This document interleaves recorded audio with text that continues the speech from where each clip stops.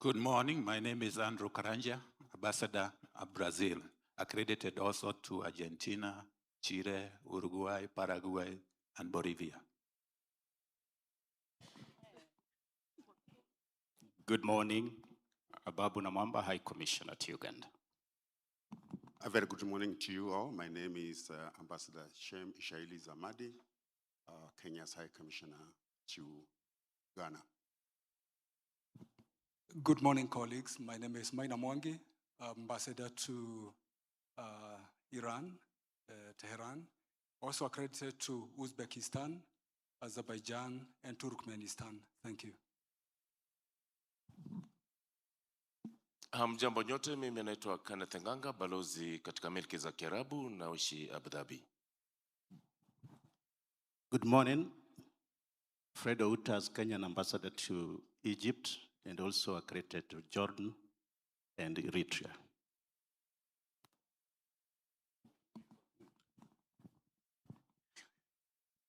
Good morning. I'm Peter Jiro, High Commissioner of Pakistan. Good morning. My name is Anne Kisaka Nangulu. I'm Ambassador Dakar, Senegal, accredited to the Gambia, Mali, and Guinea-Bissau. And we also serve Cape Verde.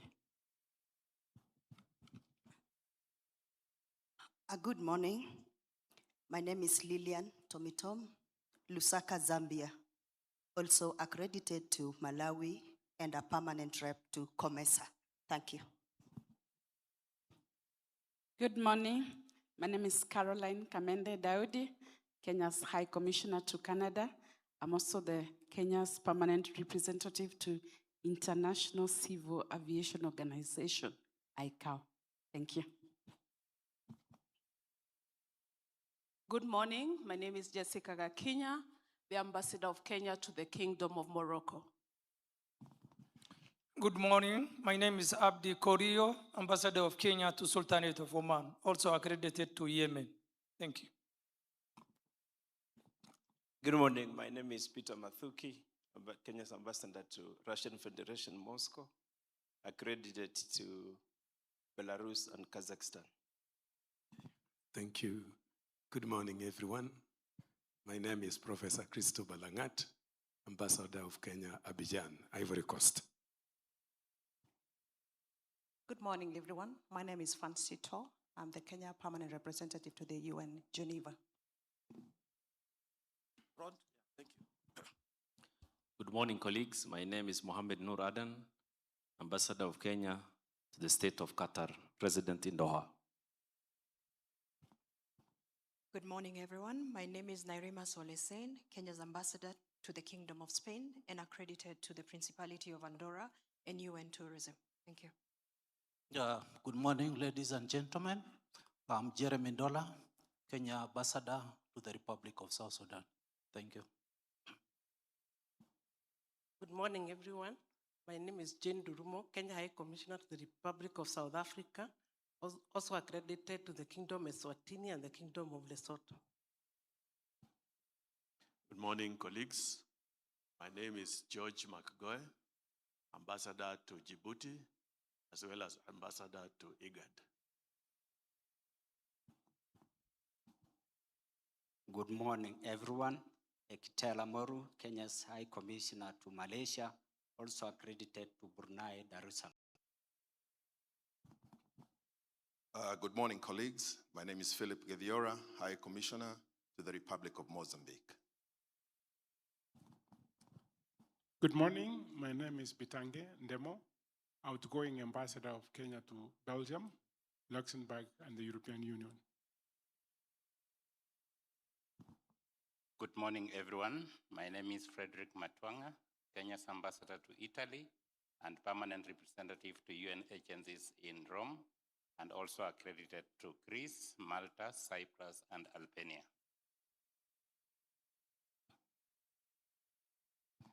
Good morning. My name is Angeline Musili, Kenya's Ambassador to the Kingdom of Sweden, and accredited to the Kingdom of Norway and the Republics of Iceland, Finland, Estonia, Latvia, and Lithuania. Thank you. Good morning, Halima Mahmoud, Kenyan ambassador to the state of Kuwait, and also accredited to the Kingdom of Bahrain and the Republic of Lebanon. Thank you. A very good morning to you all colleagues. I'm George Morara Orina, Ambassador of Kenya to Ireland. Thank you. Good morning, colleagues. Willie Bett, Kenya's ambassador to the People's Republic of China, accredited to North Korea and Mongolia. Good morning, everyone. My name is Ambassador Galma Boru, Ambassador to the Federal Democratic Republic of Ethiopia and permanent representative to the Africa Union and United Nations Economic Commission for Africa. We have MFA staff behind there. Please introduce yourselves. I think, Galma, you can pass the microphone. No, there's one. Okay, please proceed. Hamjambo ndugu zangu, jina langu ni Arthur Andambi, pia mchungaji. Mimi ni Deputy Head of Mission katika ubalozi wetu kule Tokyo, Japan. Asanteni. Ambassador Yabesh Monali, Deputy Permanent Representative, Kenya Mission to the UN, New York. Thank you. Paris Karaoke, Deputy Head of Mission, Kenya Embassy in Brazil, Brasilia. Good morning, James Wawero, Deputy Permanent Representative, Kenya Mission to Geneva. Thank you. Daniel Tanui, Deputy Head of Mission, Kenya Embassy, Belgium. Moni Manyange, Deputy Head of Mission, Kenya Embassy, Kinshasa. Good morning, everyone. Ambassador Bishop Joseph Waroi, Deputy Head of Mission, London. Thank you. Good morning, everyone. My name is Grace Okara, Deputy Head of Mission, Lusaka.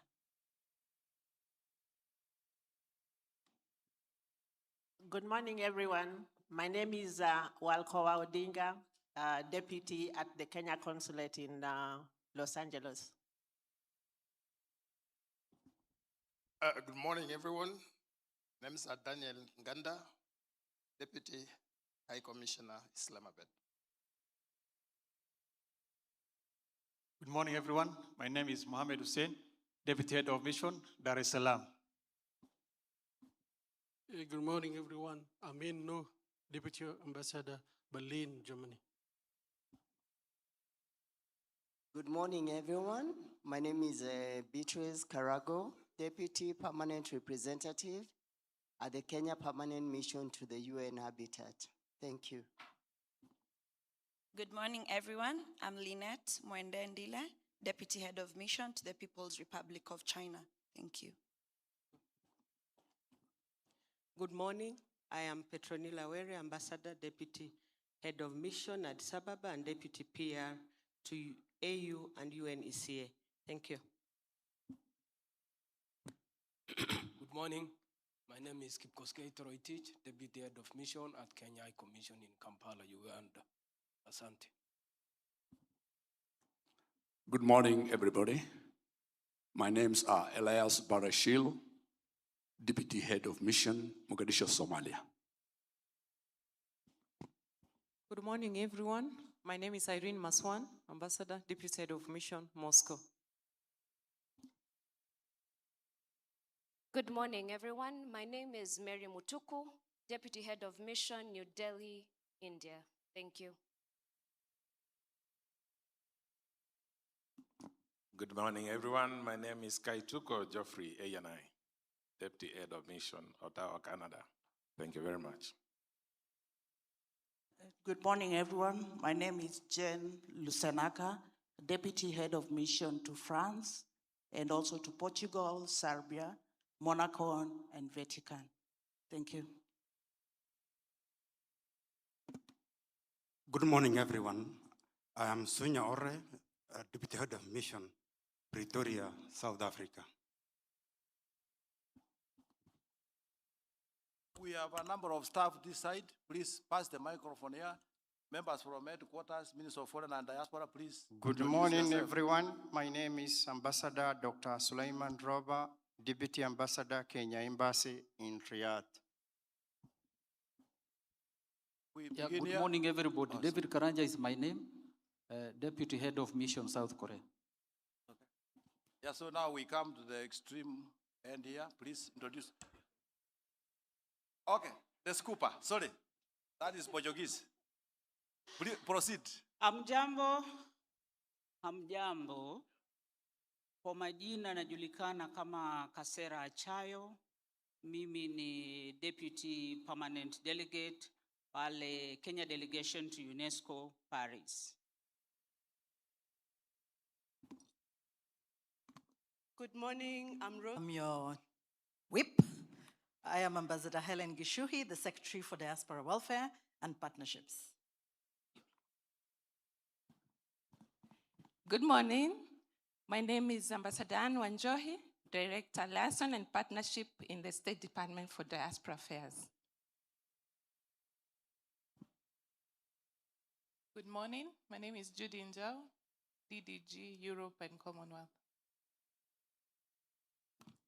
Good morning to you all. My name is Arthur Olanda, Director, Peace and Security, State Department of Foreign Affairs. Good morning, everyone. I'm Dr. Judy Njeru, Director, Human Resources, Development and Management.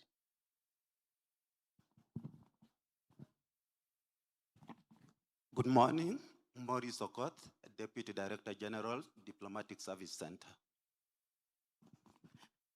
Good morning, all. My name is Dorothy Mwera, the Head of Planning at the State Department of Foreign Affairs.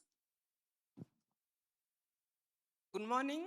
I'm Justina Meriti, Director, Administration. Good morning. My name is Henry Wanyonyi, Director, ICT at the State Department. Good morning. My name is Dr. Muraguri, Advisor, Global Health Diplomacy. Good morning. My name is James Omosa, Kenya Missions and Global Assets Management. Good morning.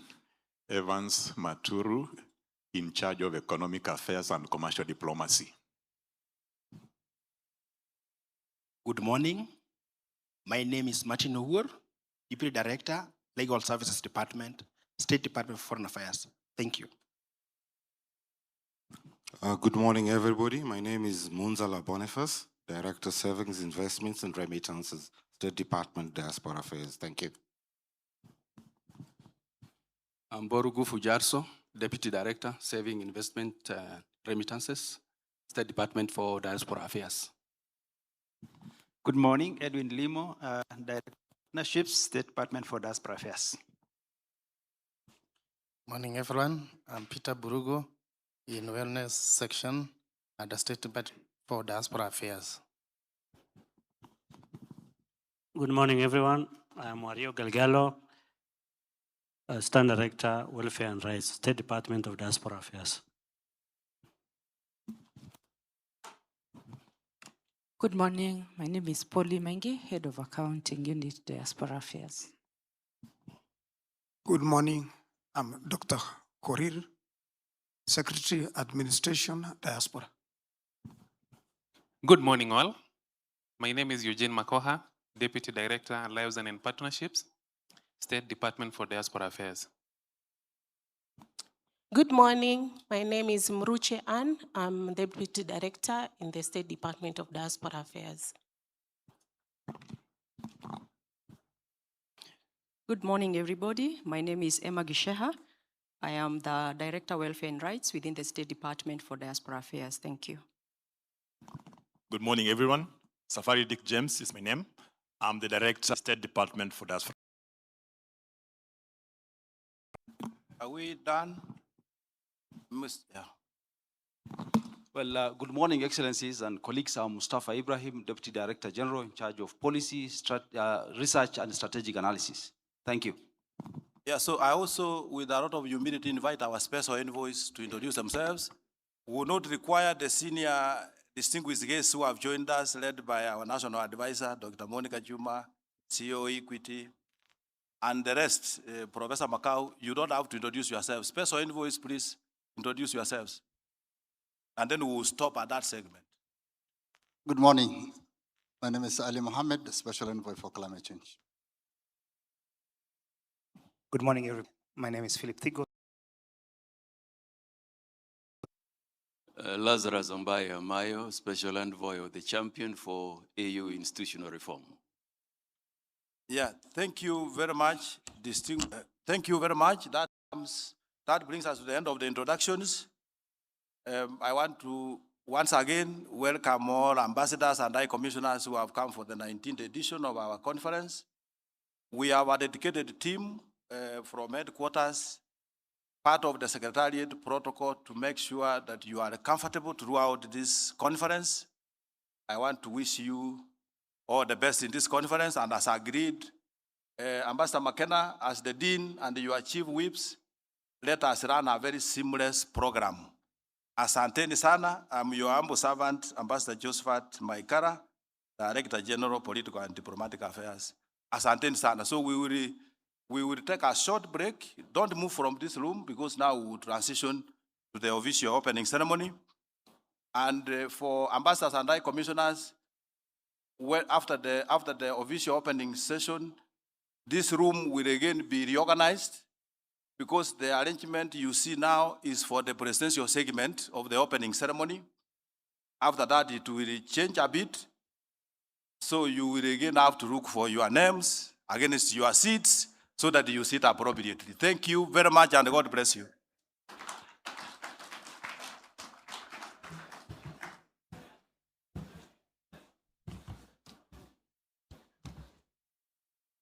I now hand you over to the moderator, the chief moderator of this program, to run us through. Thank you. And give us the next announcements, how we move forward. Asanteni sana. Thank you, Balozi. Good morning once again. Your Excellencies, good morning. I'll kindly ask that you don't move. I'm told His Excellency is on his way. At this juncture, with your permission, Balozi, allow me to give this meeting back to Michael Getonga.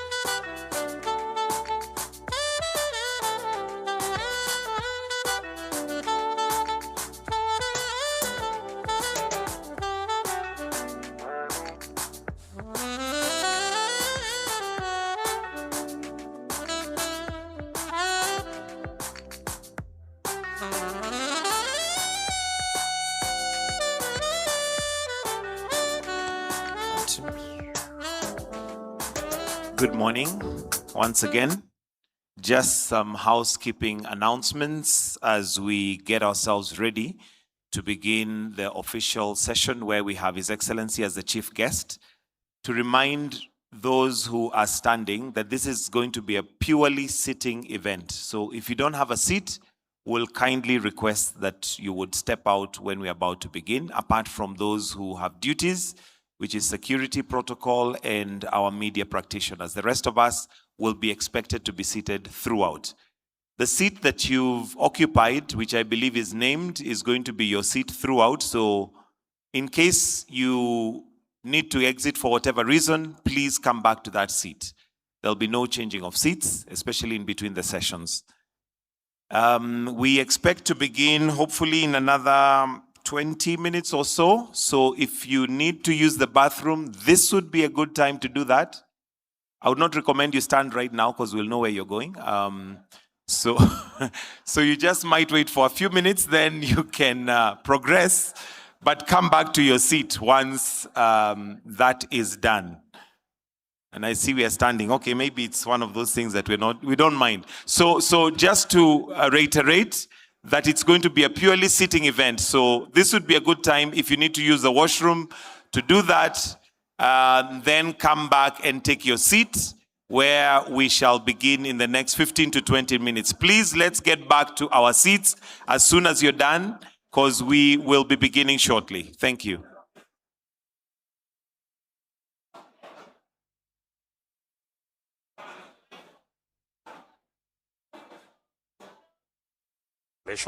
Can a country grow without allies? The answer lies in Kenya's journey. A journey from independence to a global stage where diplomacy shapes destiny. An announcement I forgot to make, my apologies. Once we finish the session, we will do a photo session in regions.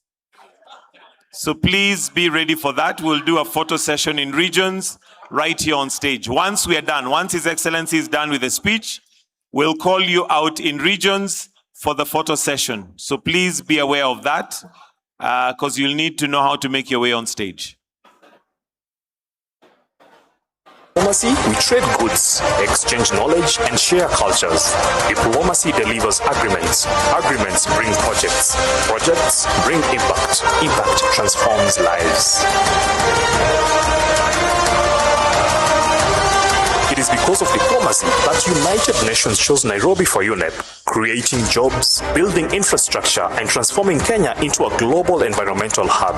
We don't just care for ourselves, we care deeply for our neighbors. At the Africa Climate Summit, for instance, Kenya rallied nations to tackle climate change, addressing unpredictable climate conditions that threaten agriculture, our economic backbone. Together, we are securing solutions for food security and regional stability, because no one thrives when their neighbors struggle. Kenya's diplomacy also champions growth. Trade agreements open markets. Cultural exchanges facilitate harmony. International events like the Women's Conference of 1985 catalyze milestones like the 2/3 gender rule that Kenya enjoys today.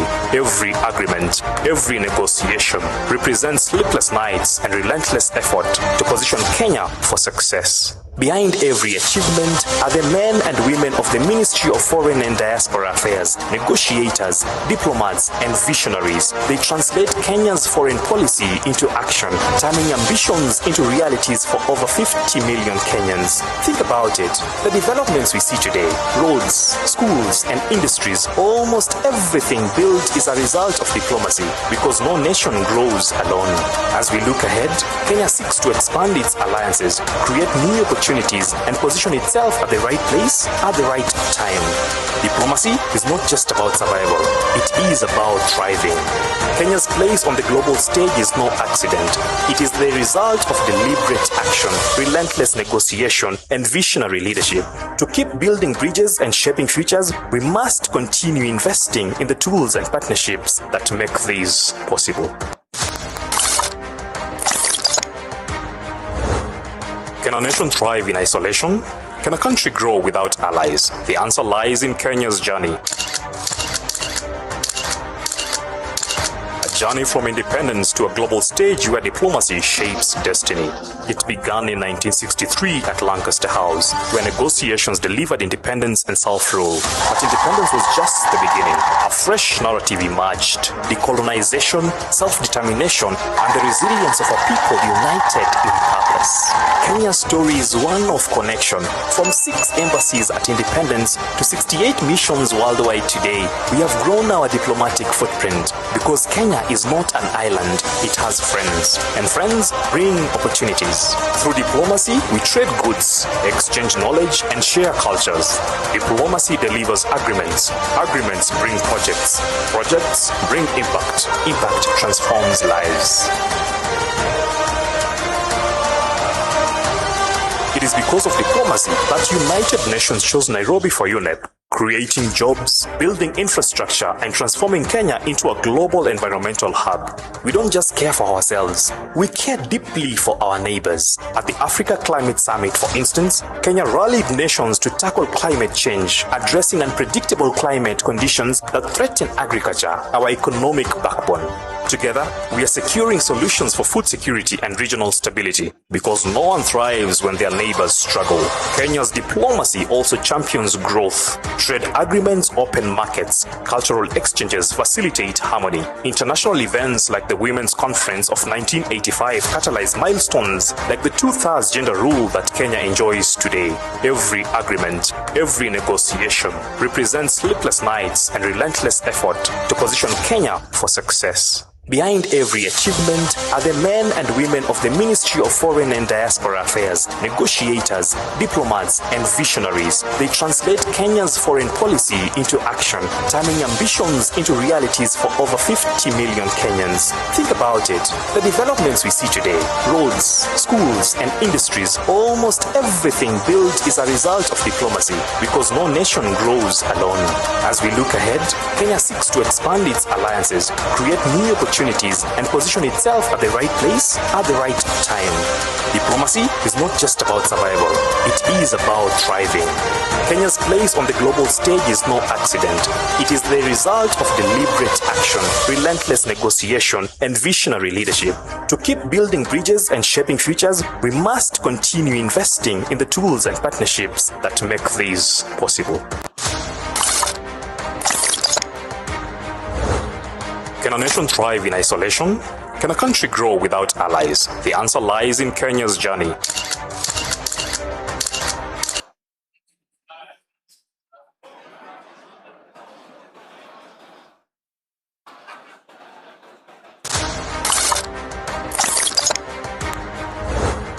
Can a nation thrive in isolation?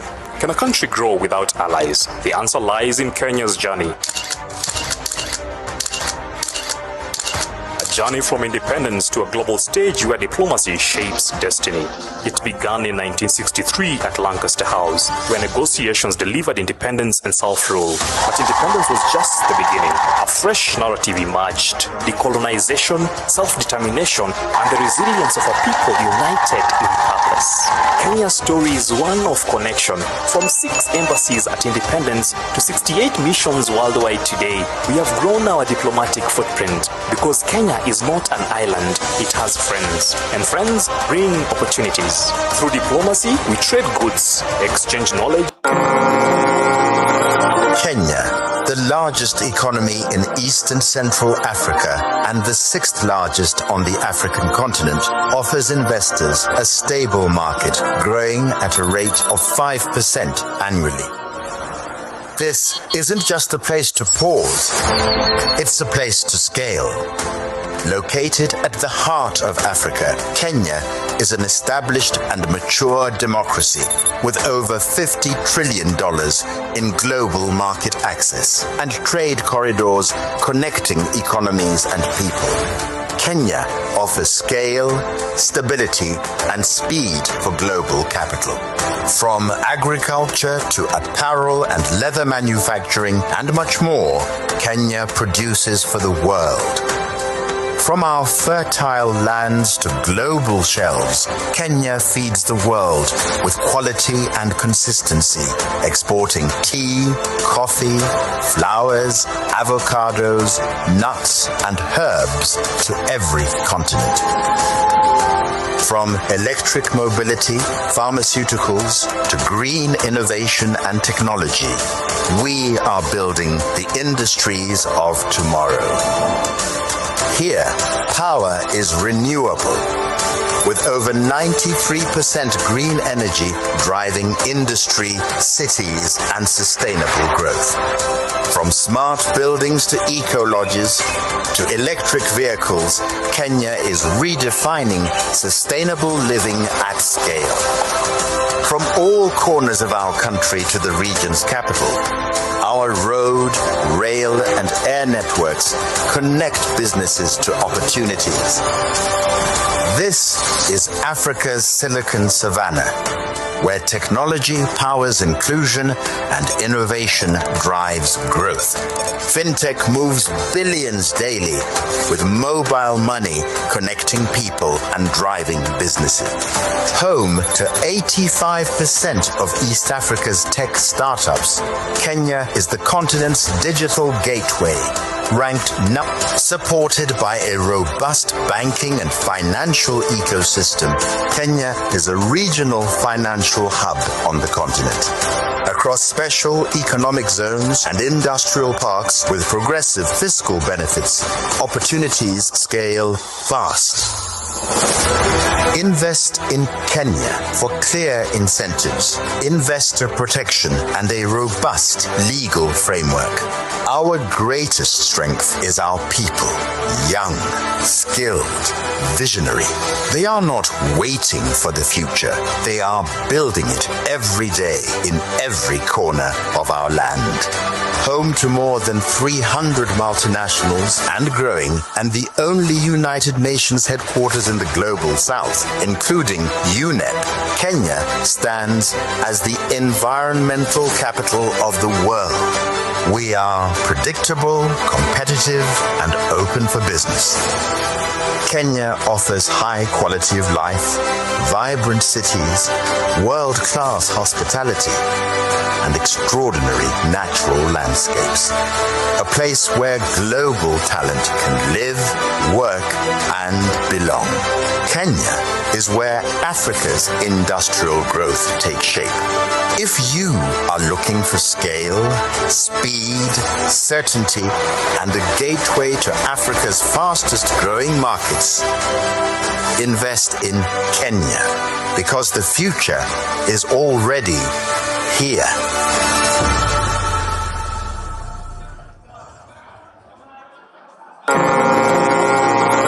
Kenya, the largest economy in East and Central Africa and the sixth largest on the African continent, offers investors a stable market growing at a rate of 5% annually. This isn't just a place to pause, it's a place to scale. Located at the heart of Africa, Kenya is an established and mature democracy with over $50 trillion in global market access and trade corridors connecting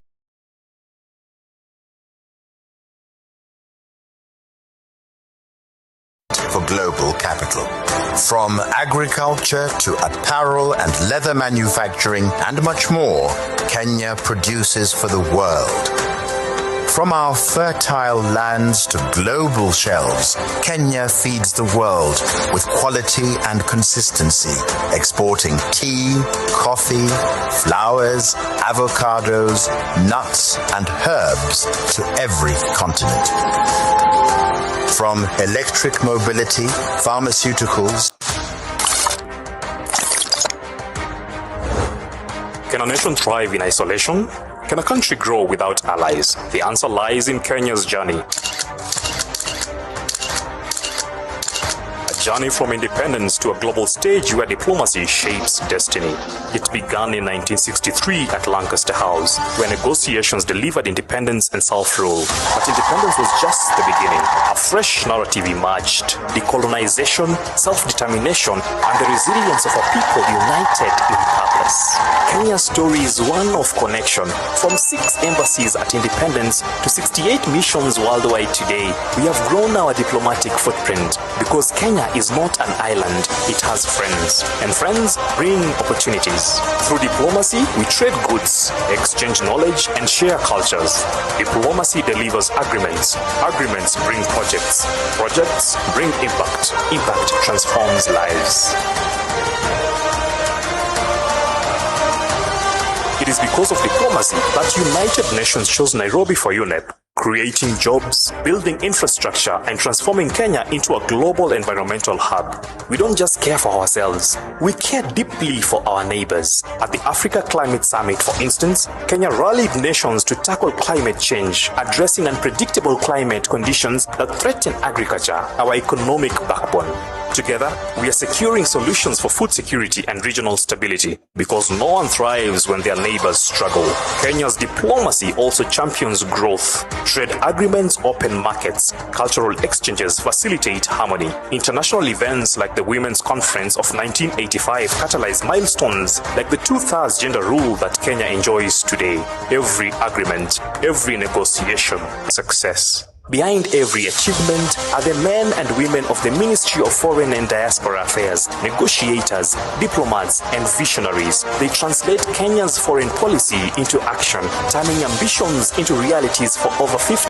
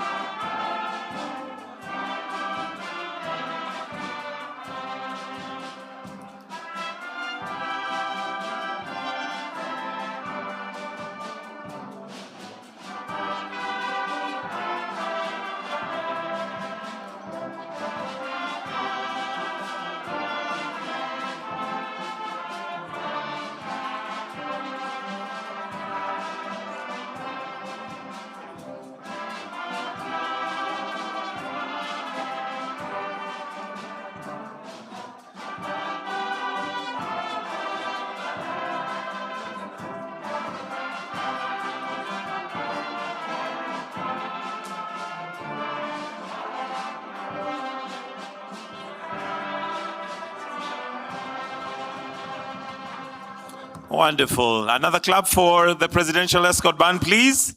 I'm just making sure that we are attentive and we keep in touch as we are about to begin. We do have the head of state already within the building, so we'll be starting very, very shortly. Another quick reminder is please let's have our phones off. This would be a good time to reach out to your phone and put it on silent or off. There are times you'll find your child changed the ringtone and you'll be wondering whose phone that is, only to reach out to your pocket and find it's yours. It can be quite embarrassing. So please, let's reach out to our phones and have them on silent or have them off so that we will have a seamless session once we begin. Again, a quick reminder that we'll try and restrict as much as possible your movement once we have begun. It is a sitting event, and therefore, anybody without a seat will be expected to step out. So if you don't have a seat, we'll expect that you'll step out, apart from those who are on duty, and that will be the security, our media practitioners, and our protocol officers. Anybody else should be seated, and we'll kindly request that we remain seated until we end the session. Presidential Escort Band, I'll hand over back to you.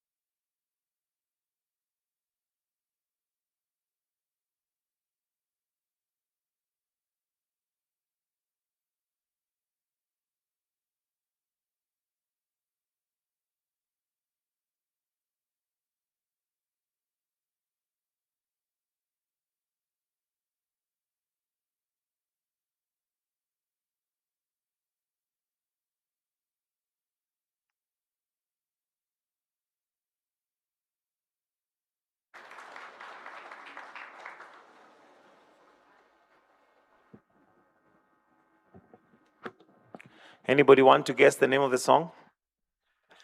I think we all know it, right? Maybe a harder one would be, what's the name of the artist?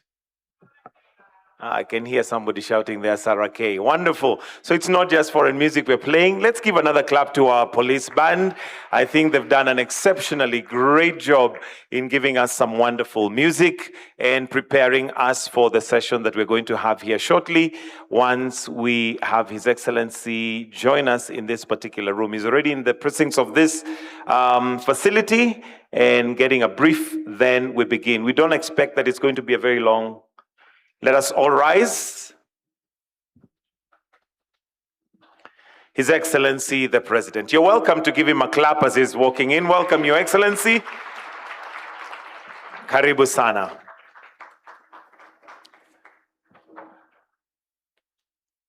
We shall remain standing with your permission, Your Excellency, for the two anthems, starting with the Kenyan anthem, followed by the East African anthem. The anthems.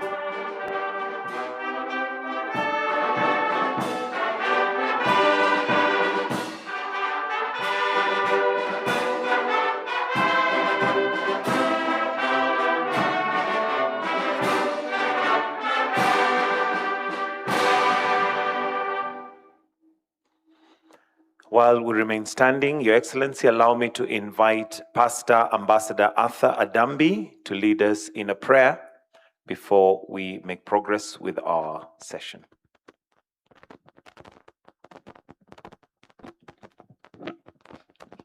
Let us bow our heads for a prayer. Baba yetu wa mbinguni, tunakushukuru kwa siku hii uliotujalia.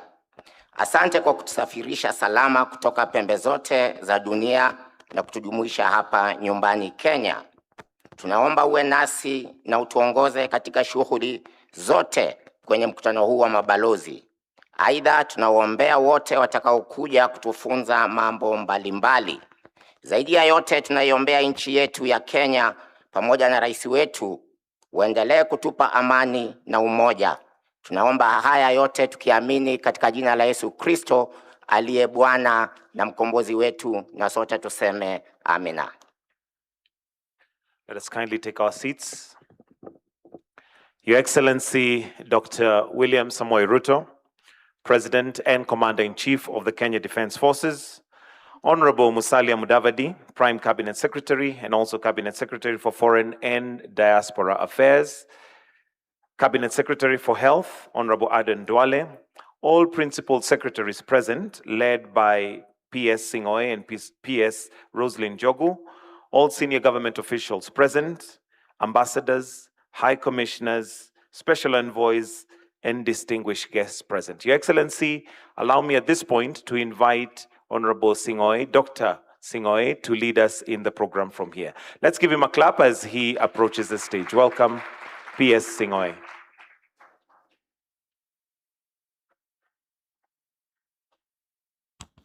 Your Excellency, Dr. William Samoei Ruto, the President of the Republic of Kenya and Commander-in-Chief.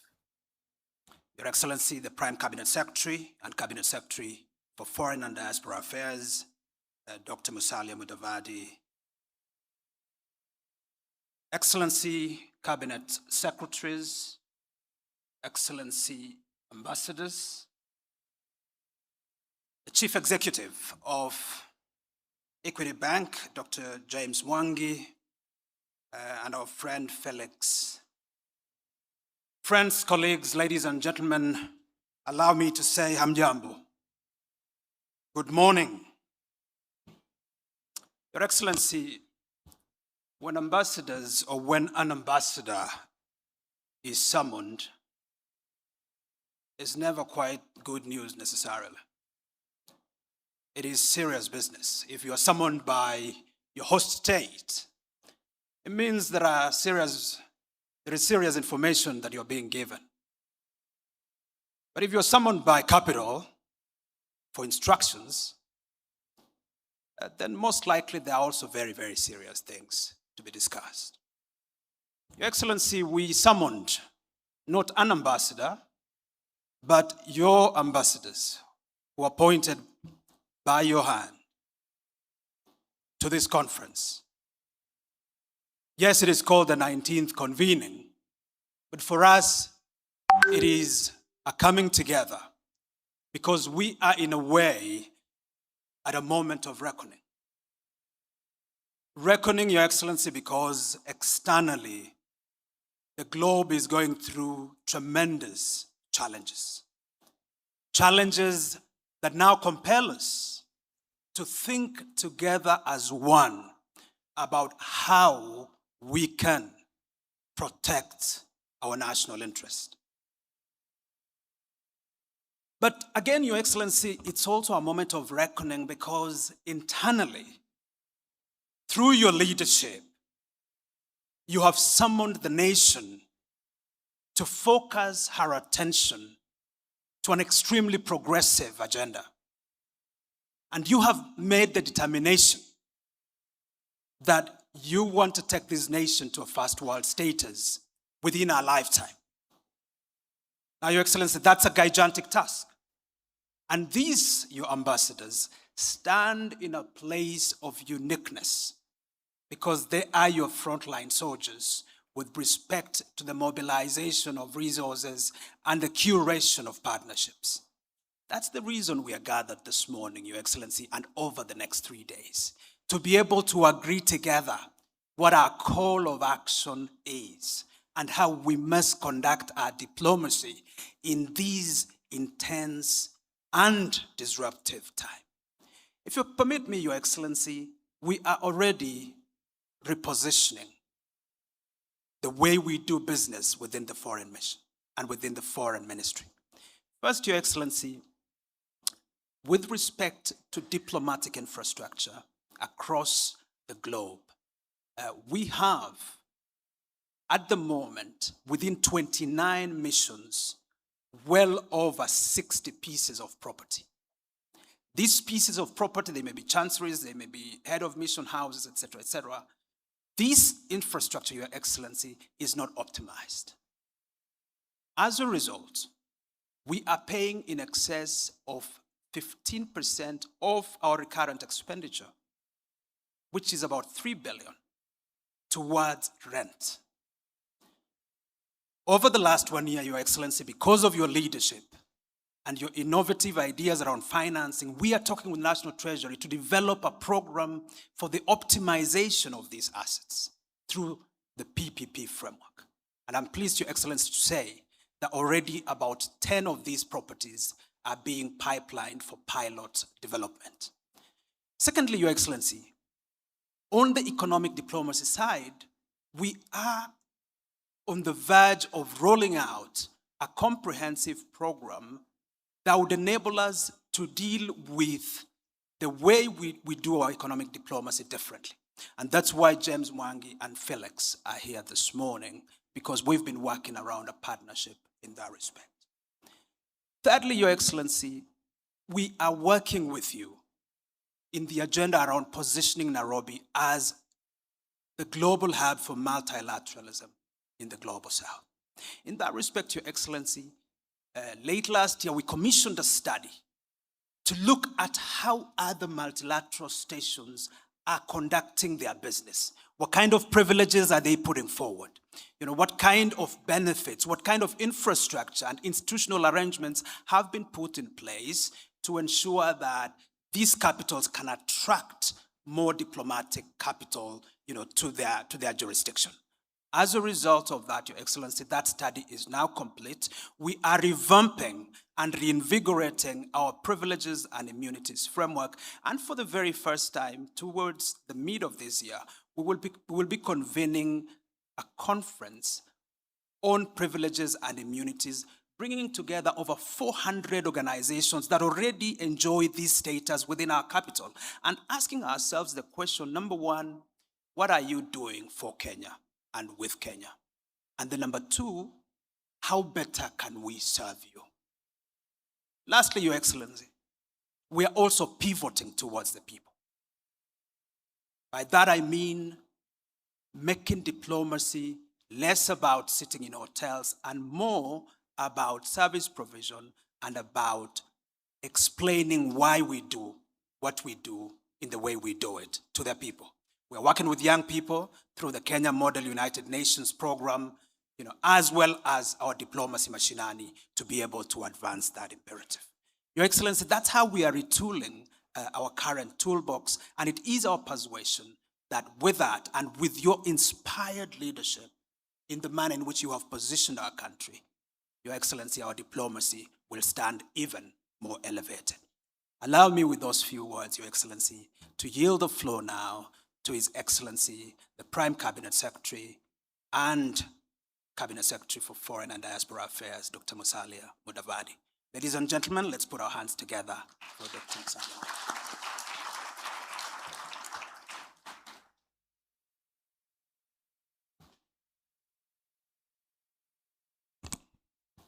Your Excellency, Dr. William Samoei Ruto, President of the Republic of Kenya and Commander-in-Chief of the Defense Forces, my brother, the Honorable Duale, the Cabinet Secretary for Health, distinguished guests, diplomats, friends, ladies and gentlemen.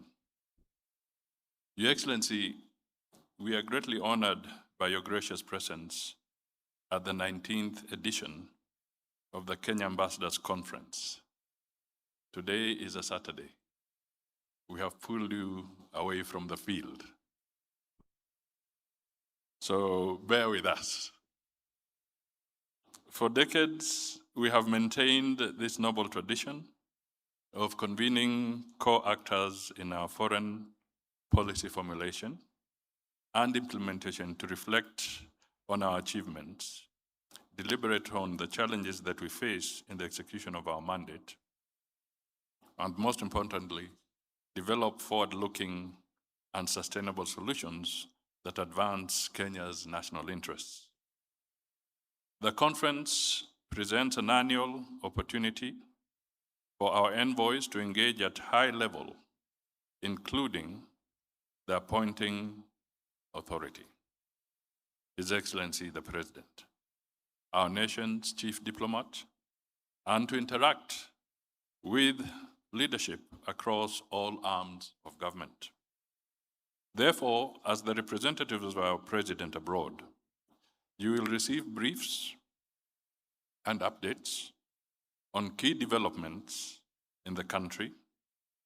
Furthermore, I encourage you to share your experiences with one another in the spirit of collegiality and the collective good of our country. Notably, the conference takes place at the time of remarkable foreign policy achievements under the administration of His Excellency, President William Ruto. Kenya has elevated its role in regional and global peace and security, enhanced participation in multilateral fora, advanced its niche diplomacy in climate change action, and diversified bilateral partnerships that continue to unlock development opportunities for our country. Your Excellency, through our foreign policy, we continue to advance your administration's plan by negotiating and concluding bilateral agreements that support the following pillars of the bottom-up economic transformation agenda. First, the agricultural transformation. The Kenya-China Early Harvest Agreement, concluded in March 2026, grants duty-free, quota-free access for 98% of Kenyan agricultural products into the Chinese market. The Comprehensive Economic Partnership Agreement, CEPA, removes tariffs on over 80% of goods, boosting trade in key agricultural exports such as tea and meat. Additional frameworks include the Kenya-EU Economic Partnership Agreement, the Kenya-Hungary Agriculture MOU, the Kenya-UK Partnership Agreement, and Kenya's engagement with the US under the African Growth Opportunity Act. On healthcare, the 2025 5-year Kenya-US Health Cooperation Framework marks a significant shift to direct government-to-government funding, strengthening programs on universal healthcare, UHC, malaria, TB, and HIV/AIDS. And today, I think in one of the main media outlets, Duale has put up a very spirited message on this particular issue. Several of these agreements are also broad in scope and contribute directly or indirectly to other better pillars, including housing and settlement, the micro, small, and medium enterprises, economy, and the digital superhighway and creative economy. Other notable agreements include Kenya-Mozambique in March 2026, which enhances digital transformation and expands opportunities for small-scale traders. The Italy Partnership, which supports youth empowerment and the creative economy in 2026. The Kenya-Ethiopia agreement, which promotes cross-border trade and growth of micro, small, and medium enterprises. We also have the Kenya-Senegal program in 2025 October, which advances youth and sports development, among others. Your Excellency, this is a brief overview of the Ministry's contributions to your economic transformation plan, delivered not in isolation, but with the whole of government framework.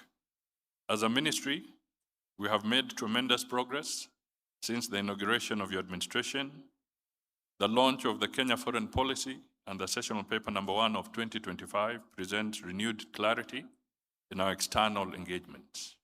We have followed this milestone by adopting open diplomacy, including rolling out the Foreign Policy Mashinani initiative. This is an appreciation that Kenyan citizens, too, have a stake in advancing our foreign policy objectives. It also serves as a strategic platform to communicate our activities and achievements and mitigate against misinformation and disinformation. Your Excellency, we wanted to make sure that Kenyans are not foreign to their own foreign policy.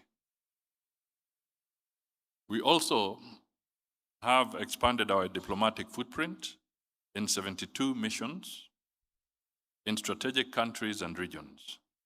In doing so, we have ensured a more cost-effective, impactful, and strategic deployment of the limited resources at our disposal, including multiple accreditations and deployment of honorary councils. Your Excellency, your foresight in establishing for the first time in Kenya's diplomatic history a State Department for Diaspora Affairs was a transformative decision. Presently, Kenyan diaspora is at the center of government policies. Today, the safety, dignity, and welfare of our diaspora is more adequately and effectively safeguarded, despite increased cases of Kenyans in distress abroad due to the growing global turbulence. In addition to the 24-hour diaspora call center, our missions continue to provide consular services through the innovative mobile system. Your Excellency, through your support and strategic guidance, diaspora investments and remittances have vastly increased, making our diaspora a major contributor to national progress. The Diaspora Investment Support Office and the Diaspora Investment Strategy, launched in 2025, aim to enable the channeling of these remittances from predominantly household consumption to actual investments. We shall count on our ambassadors to continue engaging the diaspora on investment opportunities available back home. Finally, in today's evolving global landscape, the continent is in need of a leading voice for African agency. As our envoys, you are called to shape the direction and future of African diplomacy. We must amplify that our president is the champion of the African Union institutional reform and chair of COMESA. We must also highlight Kenya's leadership in promoting the intra-African trade and the African Continental Free Trade Area. This conference should inspire our individual and collective commitment to safeguarding our national interests and advancing Kenya's national agenda for peace-centered prosperity.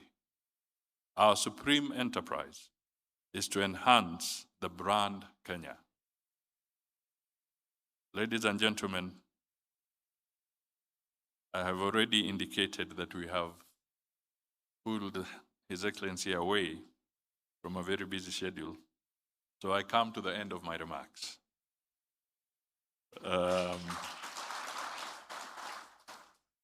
It is now my great honor to invite His Excellency the President to deliver his address and officially open the conference. Let us all be upstanding to welcome our President. Ladies and gentlemen, the President of the Republic of Kenya.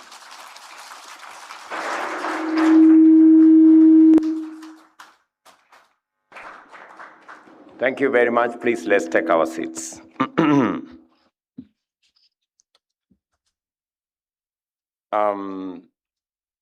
Your Excellencies, distinguished guests, ladies and gentlemen, good morning.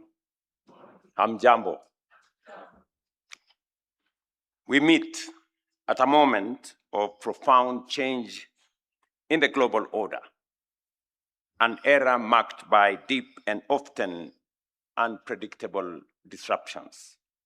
Today, long-standing multilateral frameworks that once anchored international cooperation are steadily eroding as new currents of unilateralism and sovereign-first doctrines emerge, reshaping both the terms and tone of engagements among nations.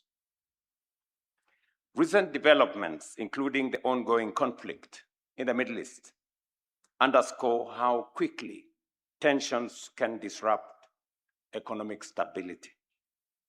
In such a moment, it is critical that we take a deliberate and collective pause to reflect with honesty and think with clarity about the world as it is becoming and our place within it.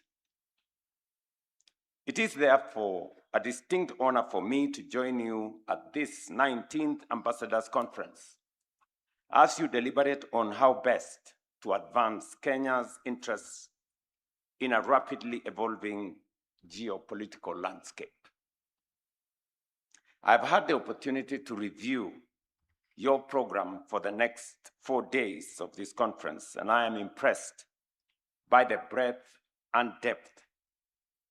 It reflects a comprehensive agenda that engages the full spectrum of our diplomatic priorities, from economic diplomacy and the realities of an emerging polycentric global order to peace and security, as well as climate diplomacy and green industrialization.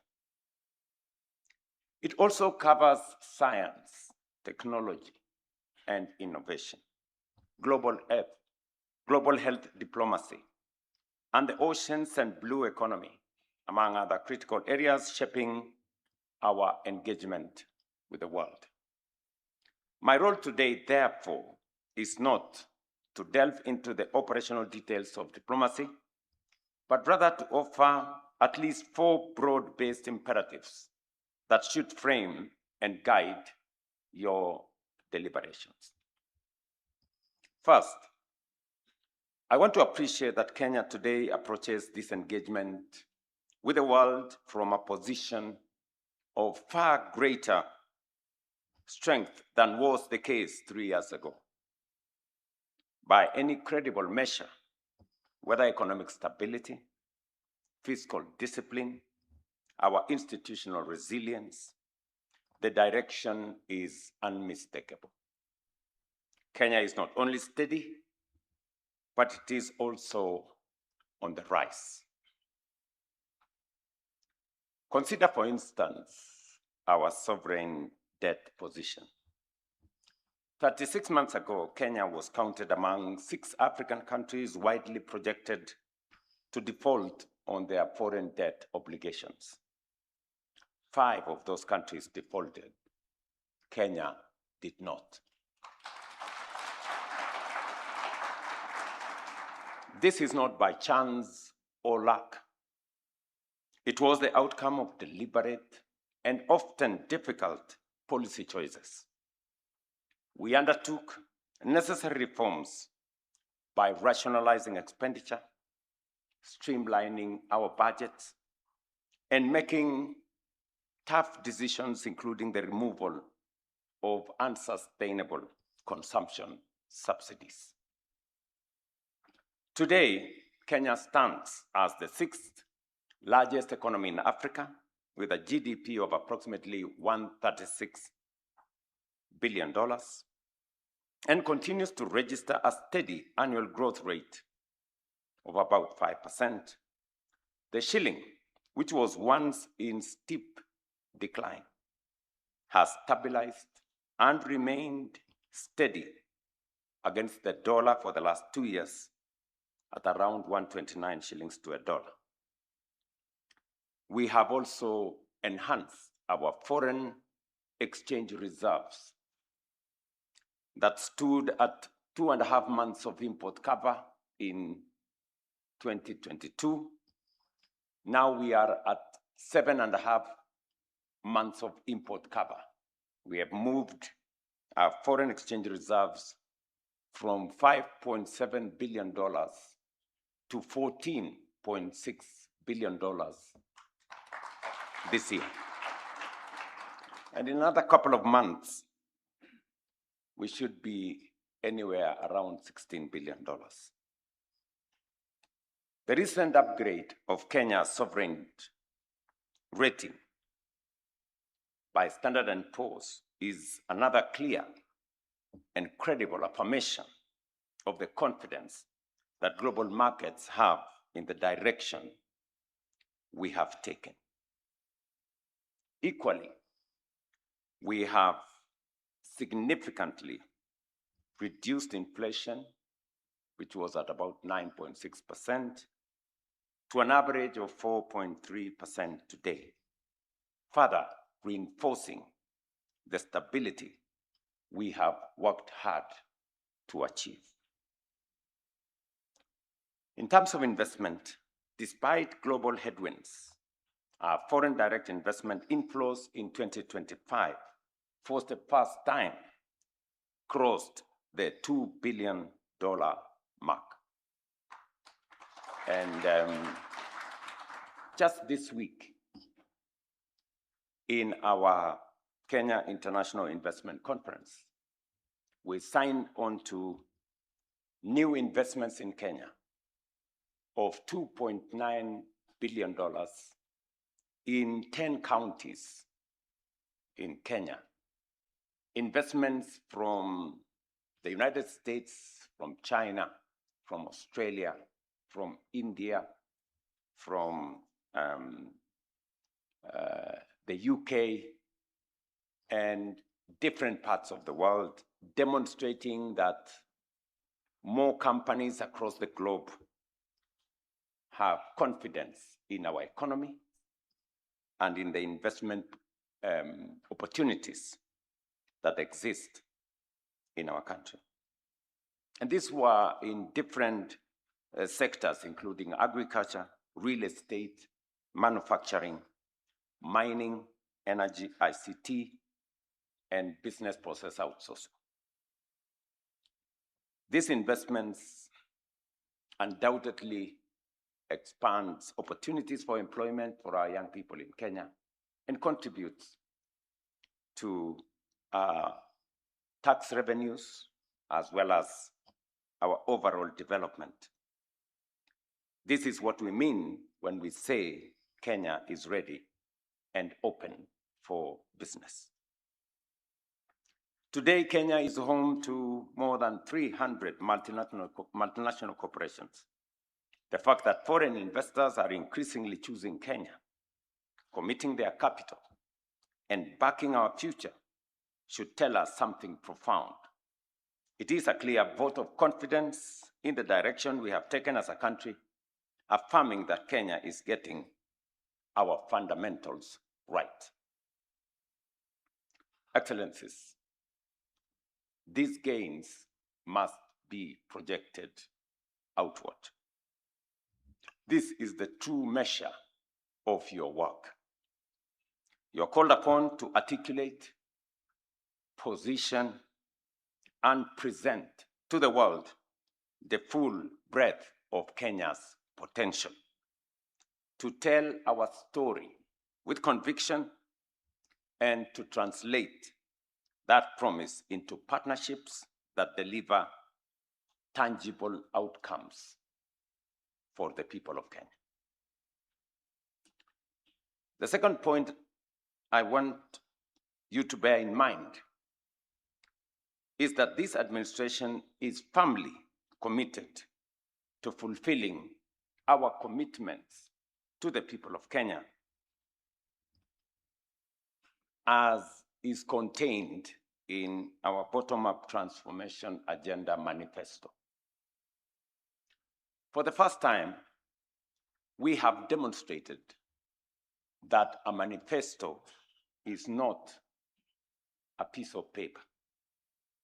It is not a newspaper.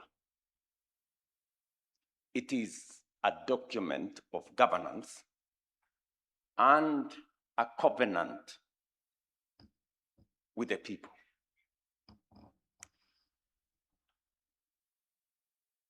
When I went to canvass leadership with the people of Kenya, we put out a very ambitious program for the development of our country. Many people thought we overpromised.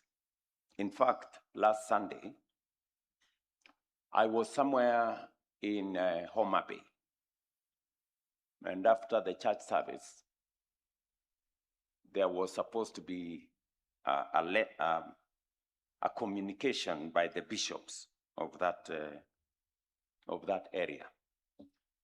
Initially, I thought it was about how they want to build the church and how they want to have more missionaries. But it was not that. It ended up being a political statement.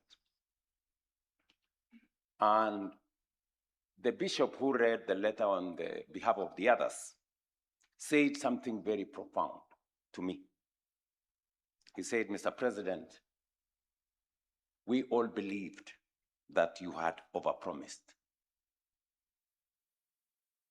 And we knew that this was the usual politicians' talk when they are looking for votes. But," he said, we have seen something different. And that is the case. We are re-engineering our nation, and we are re-engineering our political discourse. That what leaders promise, they must deliver. That when we make commitments, we must have the plan to execute and to make them reality. Today, I say with a lot of confidence, we made a commitment on matters education. We had 4 fundamental difficulties. We had a CBC that wasn't working. We had a shortage of teachers that was chronic. We had a shortage of learning spaces that was serious. And we had a funding model for our universities that was making our universities, crippling actually our universities, and making them insolvent. Today, we have kept our word. We have closed the gap, literally, on teacher shortage. We've hired the highest number of teachers in Kenya's history in 3 years, 100,000. And we will be hiring another 20,000 this year to make sure that every learner has a good opportunity to acquire knowledge. With partners, and on this, I want to thank our friends from the World Bank and members of parliament. We have built 23,000 new classrooms, expanding learning spaces. I remember last week I was in Mount Elgon, and our friends in Safaricom, M-Pesa actually, who had invited me once to an academy here in Thika, which was their flagship. And when I went to the academy, it was a really, really high-class academy with a swimming pool, heated badminton, squash, that thing they play is squash, and all the other, fancy and very high-quality stuff. But I then advised them when I went there that this is wonderful. It's giving close to 400 of our young people good opportunities to learn in a very high-end institution. But I told them they weren't making as much impact as they would if they looked beyond one academy in Nairobi. I was with them in Mount Elgon. They had built 36 classrooms, and they had built actually literally a whole school with 1,000 plus kids in Mount Elgon. And the chair of the foundation was almost shedding tears as he saw the hope they had built in very ordinary children in very remote places. I am saying this to contextualize what it means to have learning spaces. We have reorganized the whole space around competence-based education. We have engaged stakeholders afresh. Teachers did not have a clarity. Parents were complaining that they were doing too much homework at home. But finally, we have found a balance between what parents need to do, what teachers need to do, what learners need to do, and we now have a fair balance. And finally, we have put in place a funding model that is student-centered, so that we assess every student on the basis of need and merit.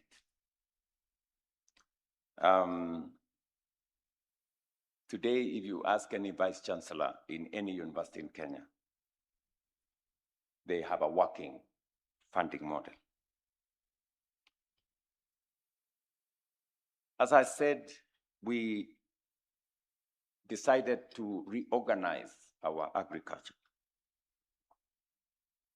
We had an agricultural sector that was not run on the basis of data. So we did the first thing to register all farmers and put them on a digital platform. We subsequently undertook all other interventions on the basis of knowledge of our farmers. We now have a database of 7.2 million farmers with their acreage, with the crops they undertake, with their livestock, sugarcane farmers, tea farmers, avocado farmers, and everything else in between. And today, we have turned around our productivity. Our fertilizer subsidy program is working. And today, if you ask coffee farmers, they will tell you, we have chased all the cartels and the brokers and the middlemen. And we've done the same in our milk industry. We've done the same in our sugar industry. We've done the same everywhere else. So we have digitized our farming. We have gotten rid of cartels. We are getting it right today. And yesterday I was in Kiambu. And the coffee farmers there will tell you that coffee, which they were selling for between 50 and 70 shillings a kilo, today they are selling it at between 120 and 150 shillings a kilo. The sugarcane farmers will tell you a same story. Sugarcane farmers used to be paid after anywhere between 6 months and 1 year. Today, sugarcane farmers are paid every 7 days. That is what transformation looks like in practice. So we still have some work to do. And I'm saying this so that you don't fall prey to the shenanigans in the social media. If you read the social media, you will think Kenya is going to collapse tomorrow.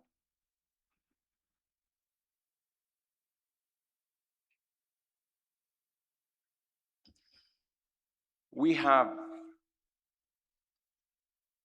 undertaken some most consequential undertakings in the space around health.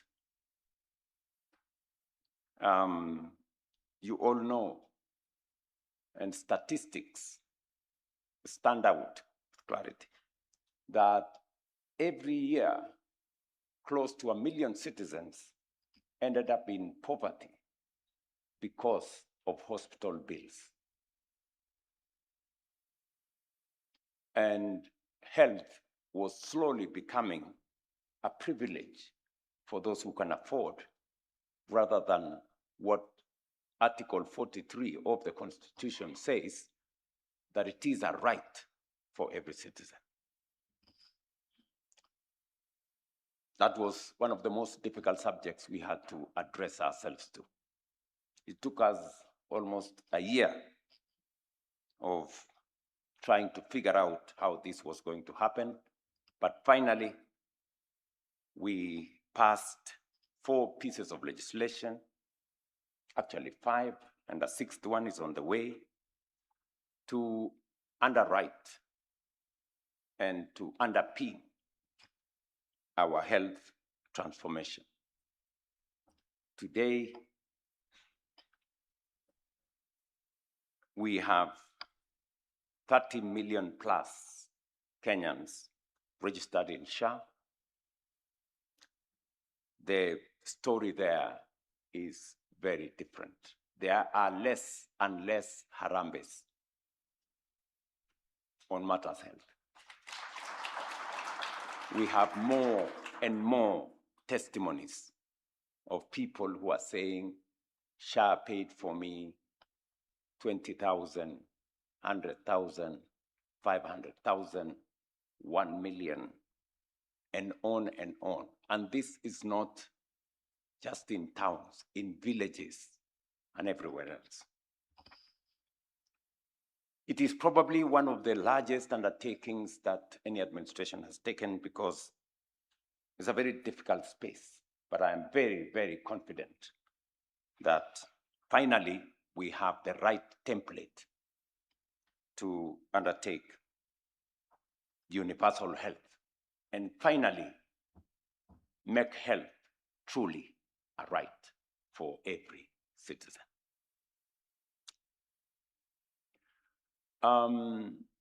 We have also, by way of making sure that we do what we committed to the people of Kenya, on matters young people, you know, every family, every region of Kenya, because we are a nation of young people, have young people out of school, out of college, and they do not have jobs. And this is everywhere. You go to every town, you go to every city, you go to every village, and that's the case. And we've had this conversation many years, you know, that the economy is going to expand and therefore we are going to create jobs. But jobs can not be created unless there is intentional, deliberate, practical interventions. So we decided to do 5 things. Number 1, we undertook the housing program, not just to have decent living conditions and housing for our citizens, but to also as a means of creating opportunities for work. As you all know, it was one of the most difficult things to do because it involved, you know, a framework where we had to contribute. And so, if you read in the Azimio Manifesto, there was housing. In the Kenya Kwanza Manifesto, there was housing. But when it came to the implementation, there was a big problem. Nobody wanted to do it. And we were taken to court, or demonstrations, and many other things. But we stood our ground.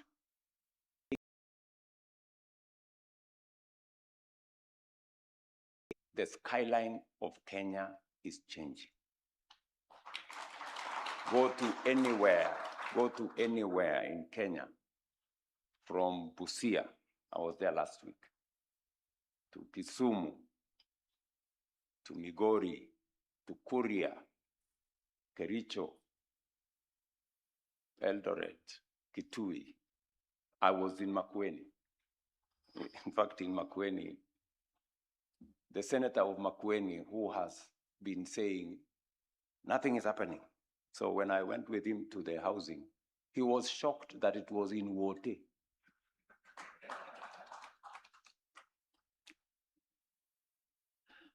And not just that, we have 640,000 young people working. Architects, engineers, plumbers, masons, and everybody in between.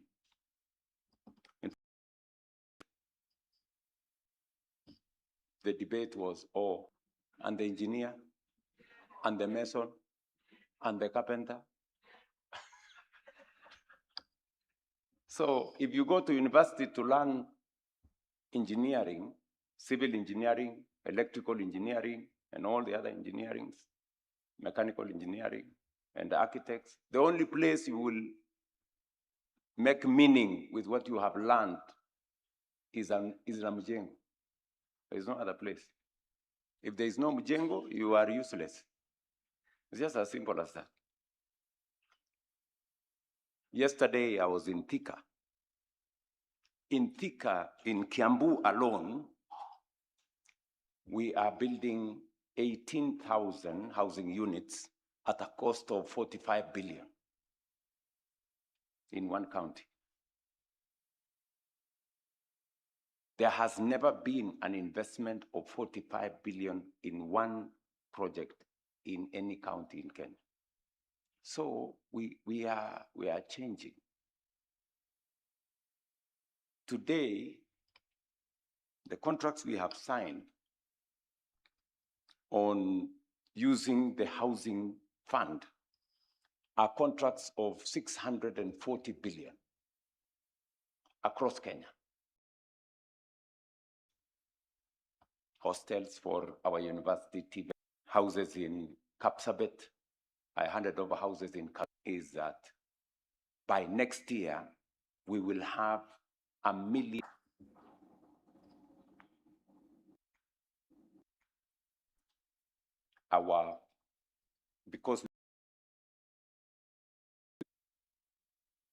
So we designed a program around and business process outsourcing. And today, in our ICT hubs, in our Jitume centers, in business process outsourcing, companies that are registered, and there are many. In fact, the largest business process outsourcing company in the world, called Teleperformer, just shifted to Kenya.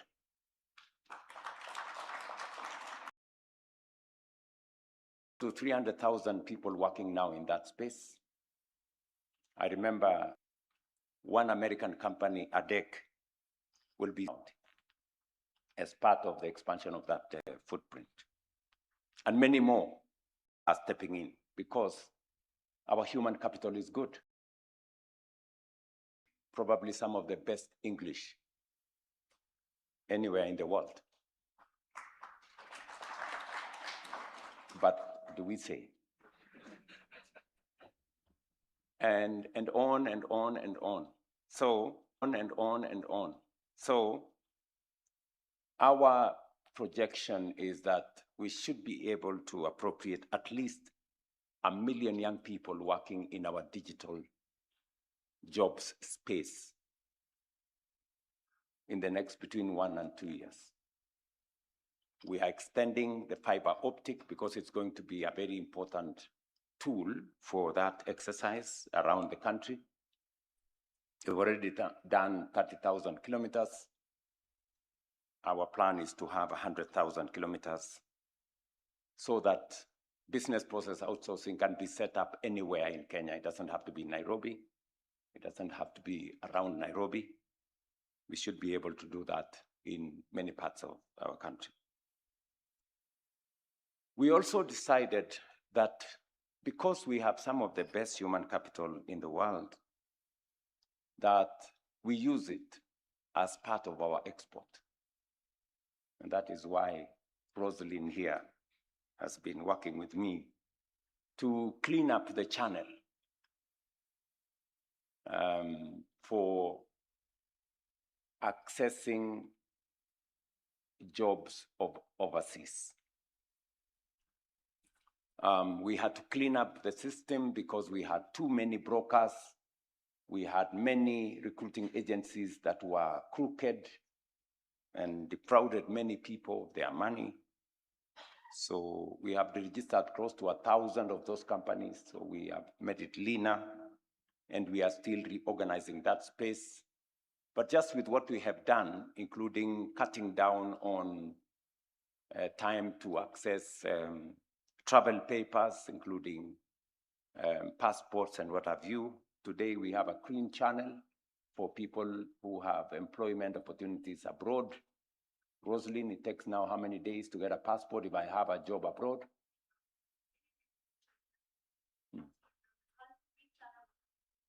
2 days. That's how long it takes, between 2 and 3 days. And as a result, mark this, as a result of what we have done in the last 3 years, 540,000 Kenyans have gotten jobs abroad. And our remittance from abroad has increased by $1 billion. Yes. So, and I can go on, but that's the space we are working with the young people of Kenya, including what we are doing to access to credit, the big program we have around Nyota, which is going to benefit close to 820,000 young people with skills, with startup resources. And this is all to make our country competitive. One more thing I need to tell you is to be able to reorganize our economy. Economists will tell us, those who went to school and read economics. I did not. So it's on the basis of the information I get from them, is that investment is a function of savings. You cannot invest what you don't have. And so we decided that we need to create a bigger pool of resources through savings, especially mandatory savings. And our National Social Security Fund, which is the public savings entity, was not properly aligned. And we did this with President Uhuru in 2015, I think. But there was a lot of manenos and things. But of course, when I came into office, I said, this is one area I must correct. We did implement. Today, our country is making strides. Just for comparison, most OECD countries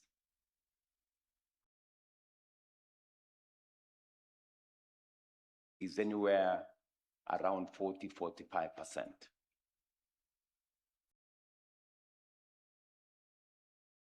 IS is around 55%. Kenya is at 12%. That's how much we save. Means we go to the restaurant, we go to the clothes store, and it's all done.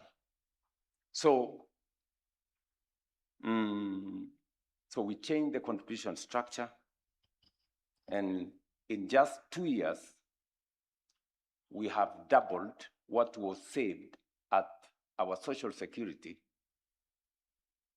for 60 years. What was saved for 60 years, we have doubled in 2 years. Yes. From 312 billion shillings in 2023. In 2025, we are at 670 billion. By next year, we will be at 1 trillion. In 5 years, in 10 years, we will not be borrowing from other places. We will be building this nation using our own savings and resources.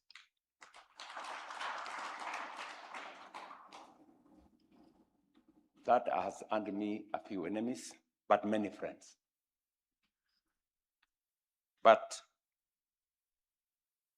that is the progress we are making in our nation.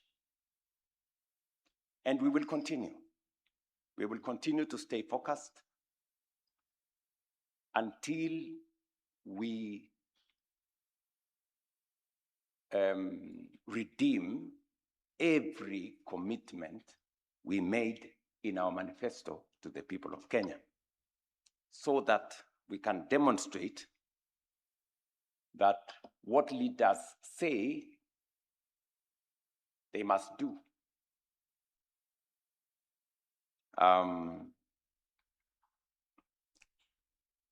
Having said that, it is my expectation that the good people, because you are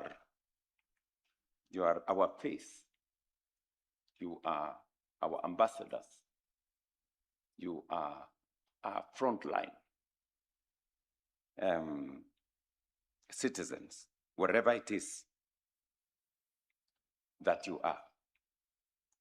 On matters diaspora, and given the immense opportunities being created through what I've just discussed, and working closely with the State Department of Diaspora Affairs, you should give it focus with a view to expanding new markets or expanding into new markets and new territories. At the same time, I expect the bilateral frameworks governing the employment of our citizens abroad to be strong, enforceable, and genuinely protective of their rights and their dignity. The third issue, after I have said what the situation looks like, so that you are properly briefed and seized of where we are. The third issue is that where we are today is a good place, but it is not the destination where we should be. We should look further. And we have identified 3 areas that are important for us to focus on as we seek to lift our country to a first world status. And when I say lift our country to a first world status, it's not a statement. It is something that we must and should actualize, because it's possible for us to get this country to where it is, to where we should have it, rather.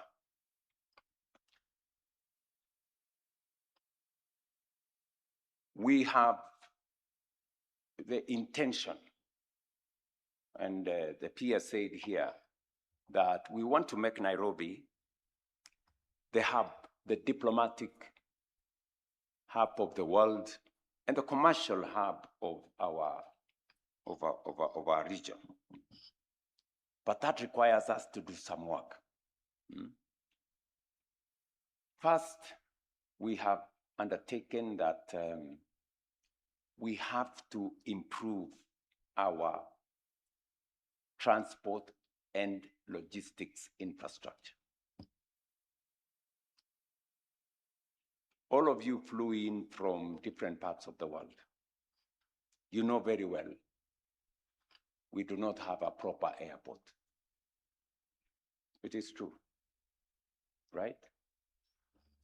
And the building of a new airport terminal has been in the works, at least as far as I remember, the last 15 years. But I just want to give you the good news that we have now the template, we have the framework, and we have already gone to tender so that we can build a new modern airport for ourselves in Nairobi and subsequently in other parts of the country.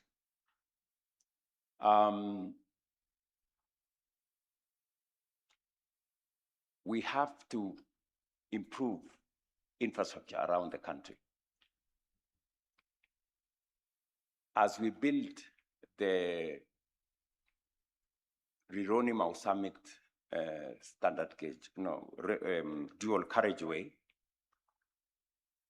before it gets to Mau Summit in April, May next year, we will have hopefully contracted the link from Mau Summit to Malaba, and we will have undertaken other transport corridors. The intention and the plan here is to do 2,500 kilometers of new dual carriageway in Kenya in the last 7 to 10 years, and to double our paved road. From independence to now, we have paved 20,000 kilometers of road, or tarmac, 20,000. That is in 60 years. In 60 years, Japan tarmacked 1 million kilometers. I think there is some difference between 20,000 and 1 million.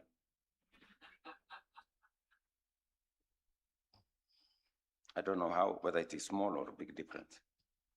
So what do we want to do? We want to tarmac another 28,000 kilometers in Kenya in the next 10 years. And it's possible, and we're going to do it. If you go to any meeting in Kenya, somebody will ask you about a road.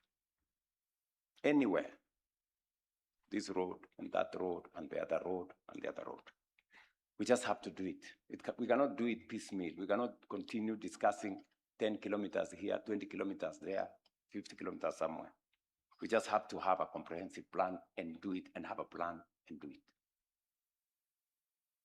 So, and we need to sort out the port of Mombasa. We need to sort out all the other port infrastructure. That will require about between maybe 10 and 12 billion dollars. It's about 1.5 trillion or thereabout. So, but we're going to look for that money somehow. We will find it and do it. As we do that, we have also to put up the facilities that can host people who want to come to Kenya. You know very well that the last serious conference facility that was done is Kenyatta International Conference Center, right? And it was started with the Harambee. The first meeting was to have a fundraising by some good Kenyans. But somehow, they managed to build it. It has served us well, but it cannot serve us going forward. And that is why we are building the Bomas of Kenya, which will be ready, by the way, in May. May this year. May this year. Yes. And with it, we have encouraged the private sector, and they've come through to do 3 big hotels, at least with a total bed capacity of 1,500 beds.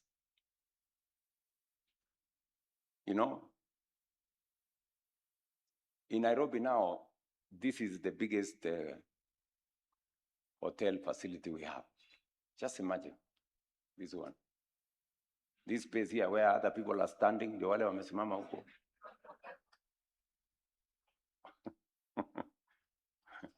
We need to be serious, honestly. So, we need some real investment in hospitality industry in the country. And we are encouraging more people to come on board, and I'm very confident about the future.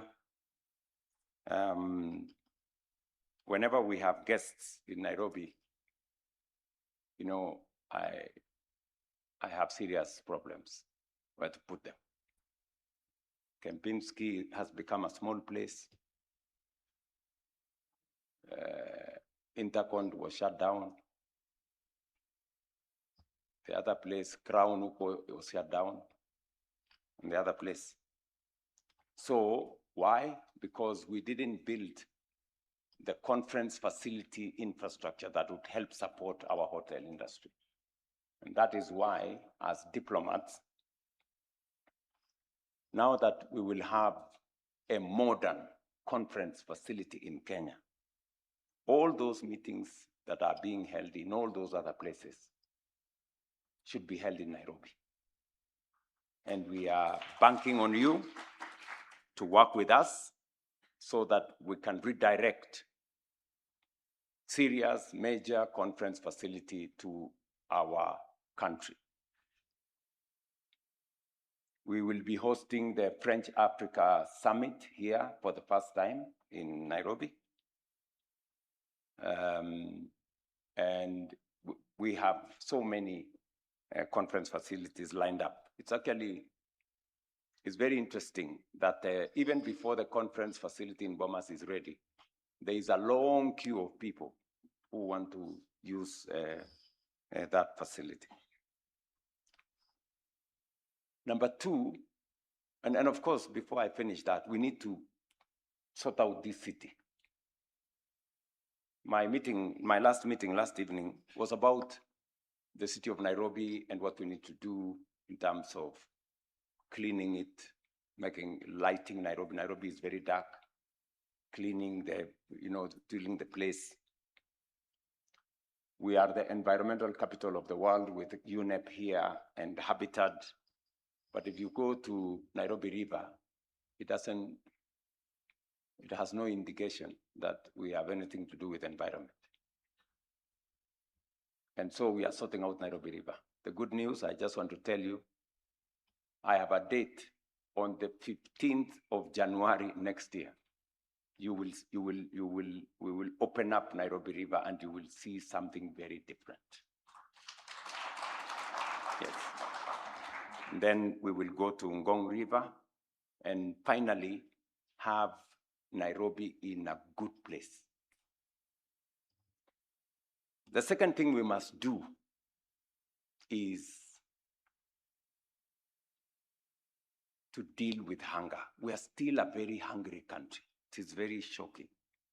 There are still too many people in Kenya who sleep hungry. Too many.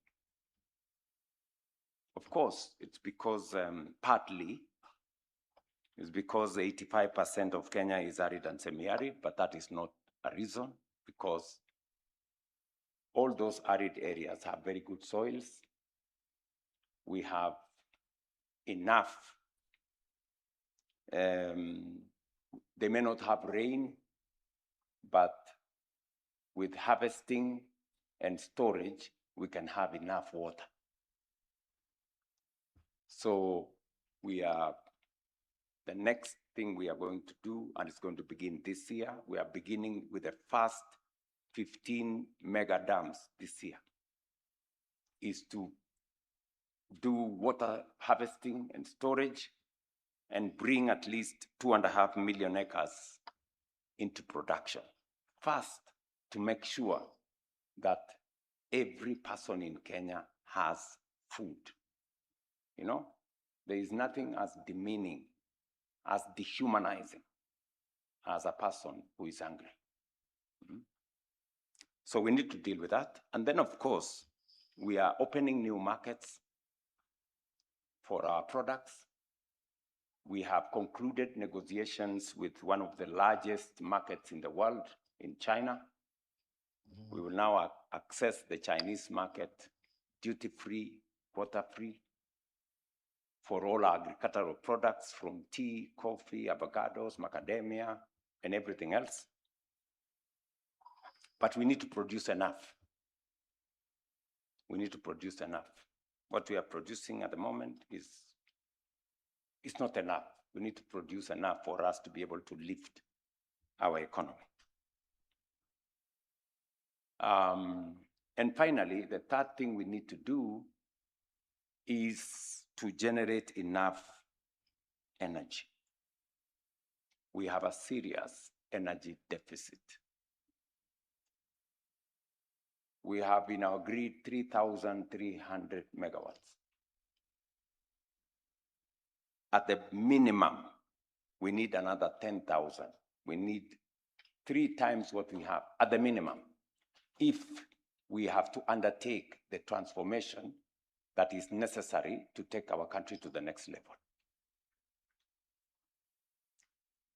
Today, the Ministry of Energy will tell you, every evening, on some peak hours, we have to do load shedding, you know. And what that does, it undermines our economy. Let me give you an example. I was in, what was the name of that place? In Diwa, I was in Diwa someplace. So we went there to commission a transmission line, 69 kilometers of transmission line, which we had built. And the information that we were given is that just because of that transmission line,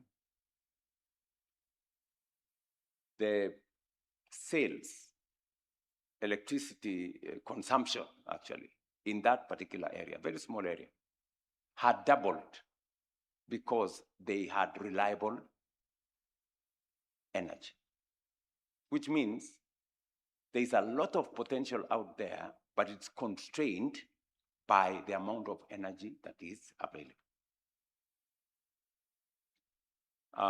Let me give you another example. I went to the US on the famous trip with President Biden when he invited me.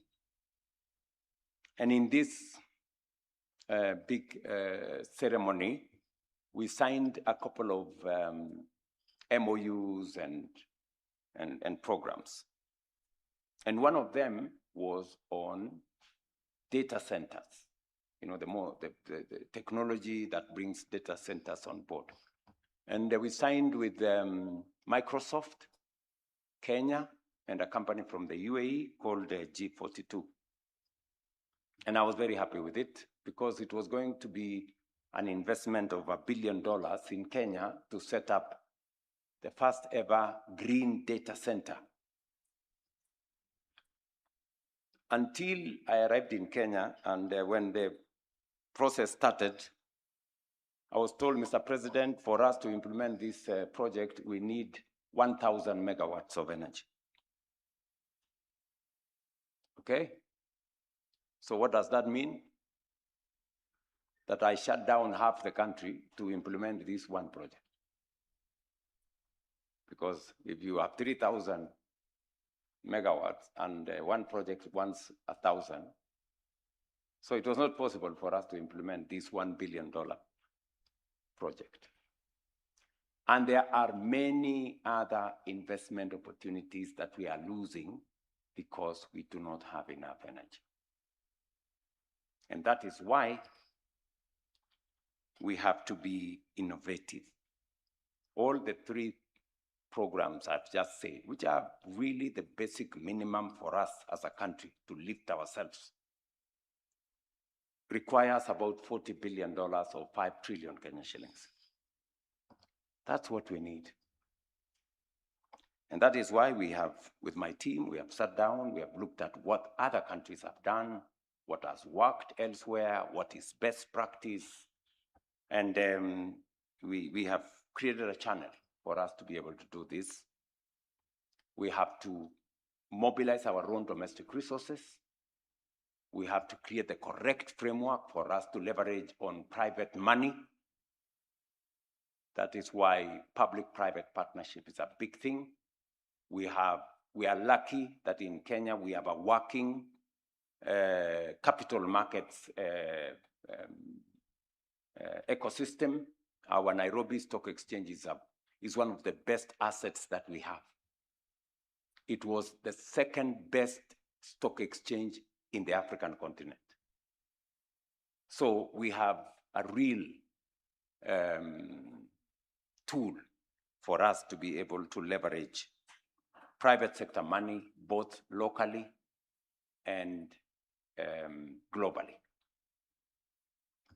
And that is the reason why we have set up the National Infrastructure Fund, so that we can use it to mobilize domestic resources through our mature assets like Kenya Pipeline, Safaricom and others.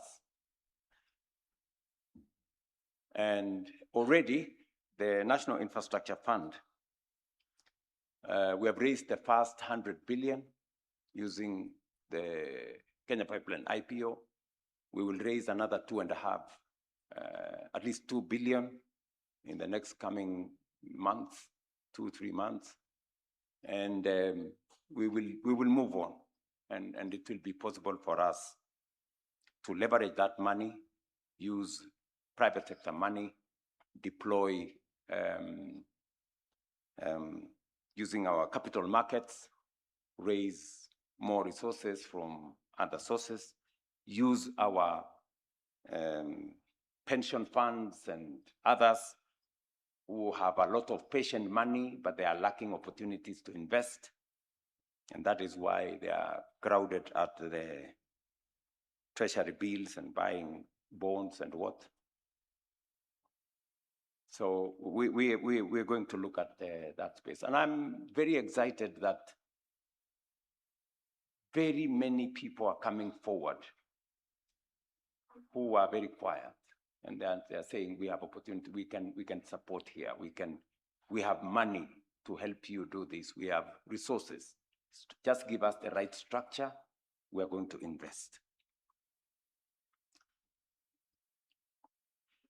To be able to have these three work out, we need another 3 enablers.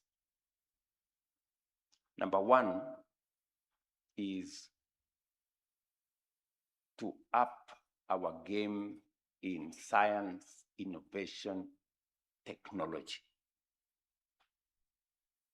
so that we can create the right caliber of people who can assist us with new knowledge on how we take our country to the next level. A country cannot develop beyond its capacity to think.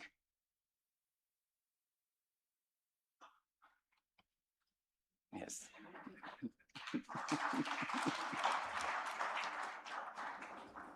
Yeah, it's just as simple as that. If your thinking goes up to here, that's the end. You cannot. So, and that's why I brought this good man, Professor Shokat from IEA, to come and head our State Department for Science, Research, Innovation. Please see them.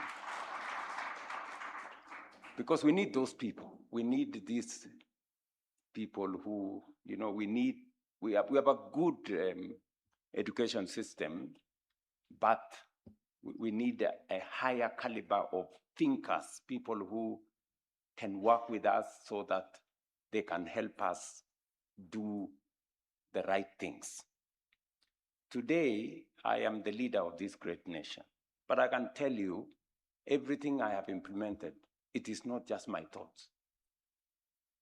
I have pulled a lot of knowledge from very intelligent people, people who are more intelligent than me. Yeah, I've had to leverage on their intelligence to be able to drive the country forward. Because it is said, wisdom cannot and knowledge cannot fit in one head. Yeah, one head can only accommodate so much. But people have to be gracious to say there are some things I need the help of other people for us to be able to get ourselves where we want to go, right? That's why research is going to be a very big thing. We're going to deploy more resources in research. We're going to deploy more resources in science, in technology, and we are moving in that direction. That's enabler number one, knowledge. Yes. Number two is security. You know, we are putting together a lot of resources. You will see in matter security, because we live in a very, difficult neighborhood. We have all our countries around us, and we have real security issues. So we need to up our game. We need to modern technology. We are modernizing our police infrastructure. We are modernizing our defense infrastructure. We have to bring in new ways of doing things into this space. It's going to be much more intelligence-led, less about brute force, more about intelligence, more about targeting the right places.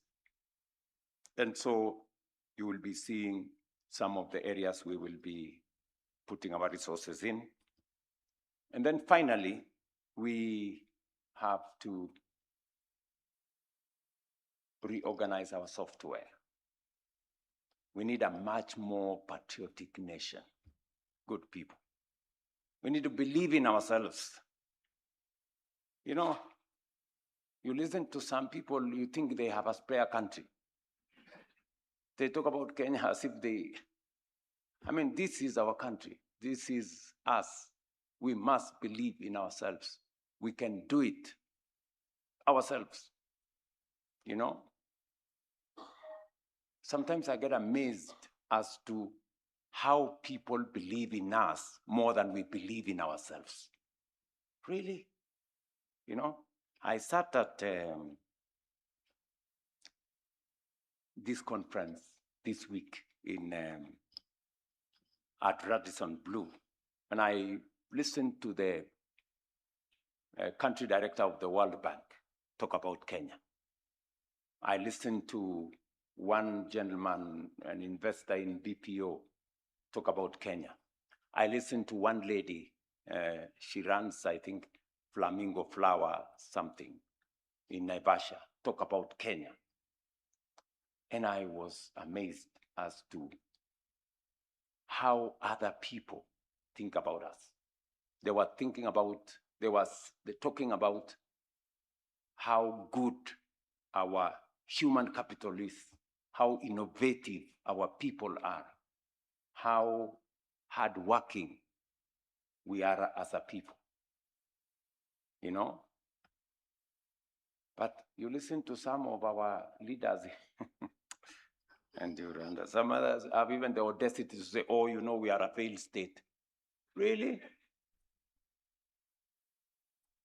Where? You know? And you want to be a leader in this country. You want to be a leader of a failed state.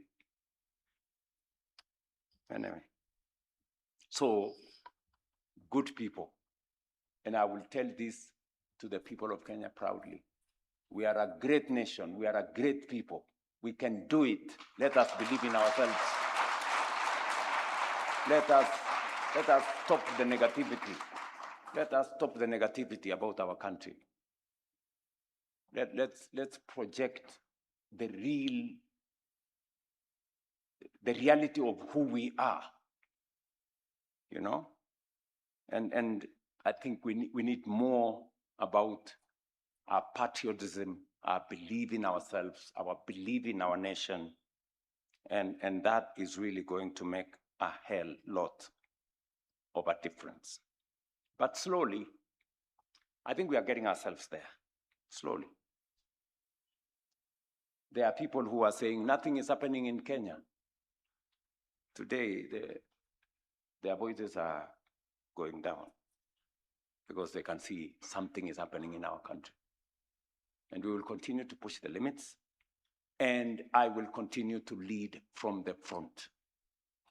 I will continue.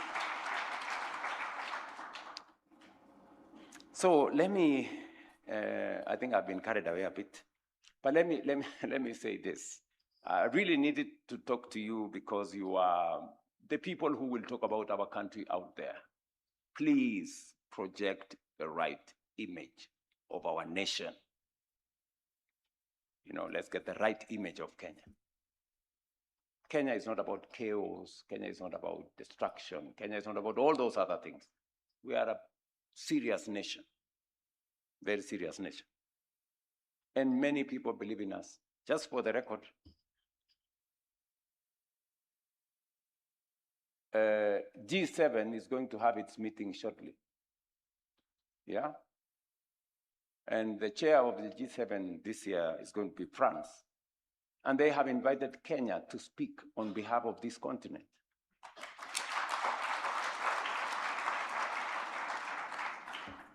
That is how serious we are.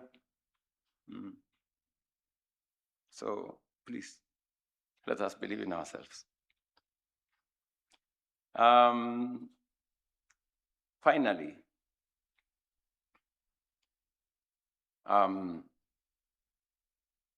you should know with clarity that Kenya will remain firmly committed to playing its leadership role as a regional, continental, and global participant.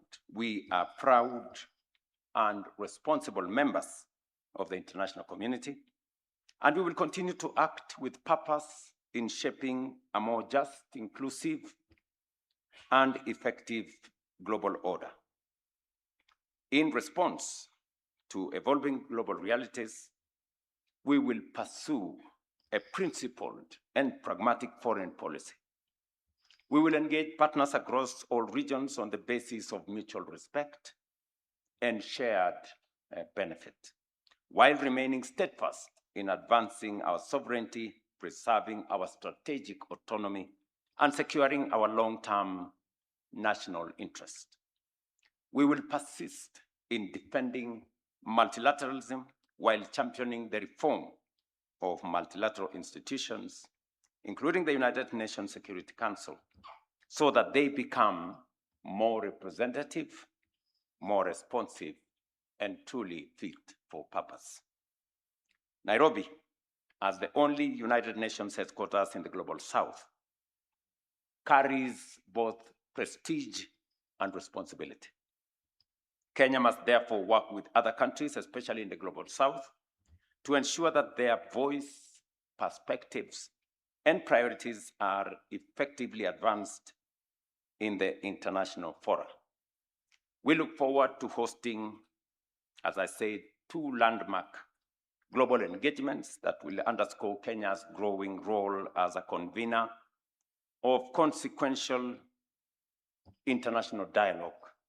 In May, we will host the Africa-France Summit, the first to be held outside the Francophonie, providing a strategic platform to reframe Africa's partnership with France in trade, investment, and industrial cooperation on the basis of parity and mutual respect.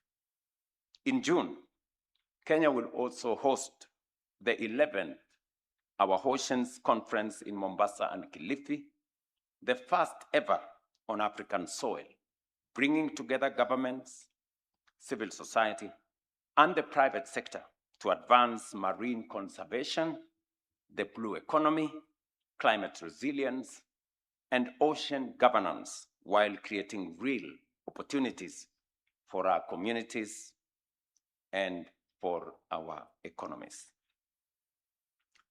I expect you, dear people, to actively participate, amplify Kenya's voice, and help build momentum for our global engagements with a focus on Kenya's national interest.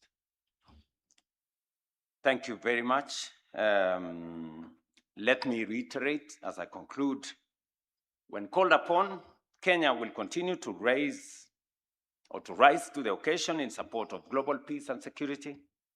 Our leadership in international and regional engagements, such as the deployment of our police officers to Haiti, and active involvement through the AU and other regional organizations in the DRC, South Sudan, Somalia, and elsewhere reflects our steadfast commitment to global stability, solidarity, and shared responsibility.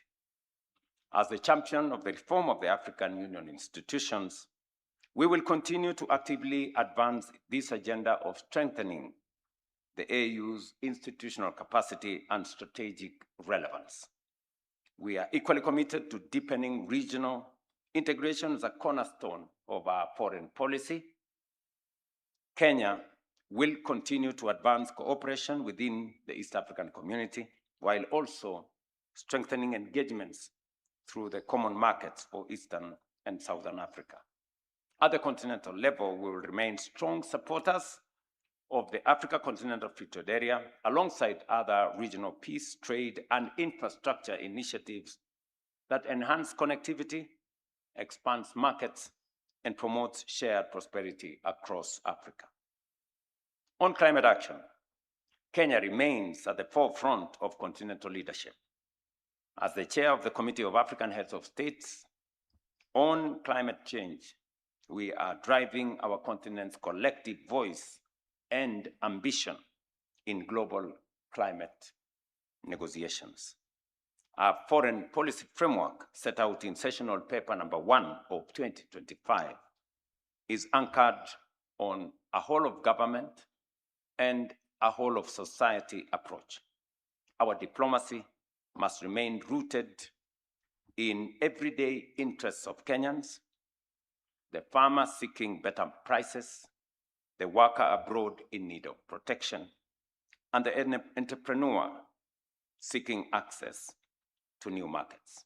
I urge you to believe in our great nation and to serve it with unwavering dedication.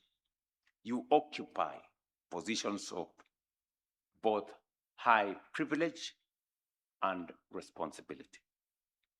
As we work here at home to transform our country, you are the face, you are the voice, and the standard of Kenya beyond our borders.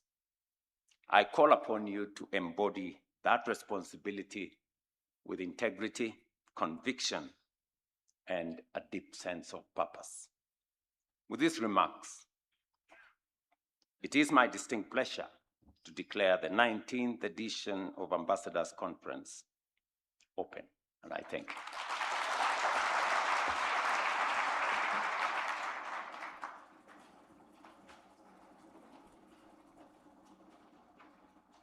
Another round of applause for His Excellency.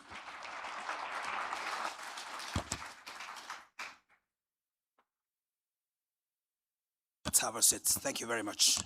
Thank you again, Your Excellency, for your elaborate and visionary statement. I know that my sister, Rosaline Jogu, is going to give a vote of thanks. But ahead of her doing that, with utmost humility, Your Excellency, indulge us to listen to a brief presentation on what we are doing, just to give you a foretaste of what we are doing on digital infrastructure for commercial diplomacy from Felix Shege, the founder and CEO, Real Sources Africa, and Dr. James Mwangi, the Group Managing Director and Chief Executive Officer of Equity Group Holdings. Let's put our hands together first to Felix and then to Dr. James. Thank you very much.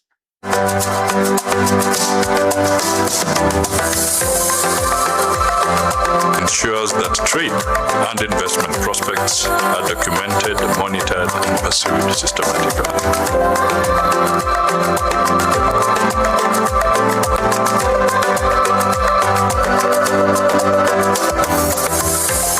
main goal is having one particular ecosystem that can leverage on the trust and the credibility that has been built over time through our missions to be able to drive trade, investment, financing, labor, and most importantly, to be able to move this continent forward.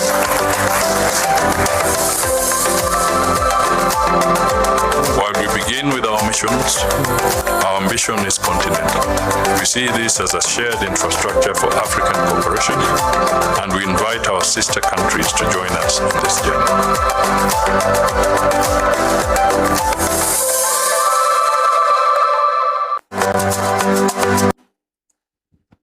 Thank you so much. Just standing on all protocols, so I'd like to just make a brief presentation on basically what we're doing with the Ministry of Foreign Affairs. Let's give you a brief story.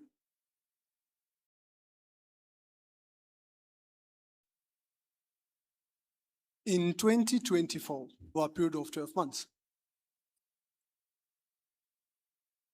having done 315 containers along the way, we realized a few challenges. One of the major challenges was basically unstructured demand. Second challenge was poor policy clarity, deal assurance, limited access to market, and finally, aspects to do with weak sustainable market presence. But most importantly, we realized this, that most of our traders, most of our SMEs, investors, first go to embassies to seek for either information about Kenya as a country before they really look at coming into the country. We realized that our embassies collect an average of 3,500 inquiries every month, but less than 1% of these inquiries are actually executed. Meaning that as a country, the opportunities are there, people are interested to access these opportunities, but unfortunately, we do not have the digital infrastructure to enable us to structure and actually implement some of these inquiries.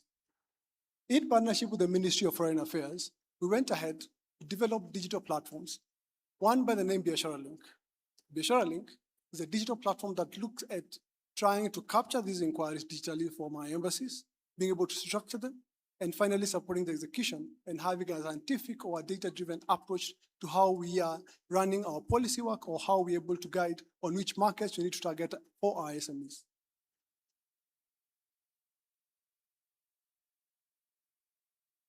That is the Biashara Link. The main capabilities of the Biashara Link is to capture, to validate, to track, and close each and every inquiry that comes from our missions, and to make sure that the economic diplomacy agenda for the Republic of Kenya is actually achieved.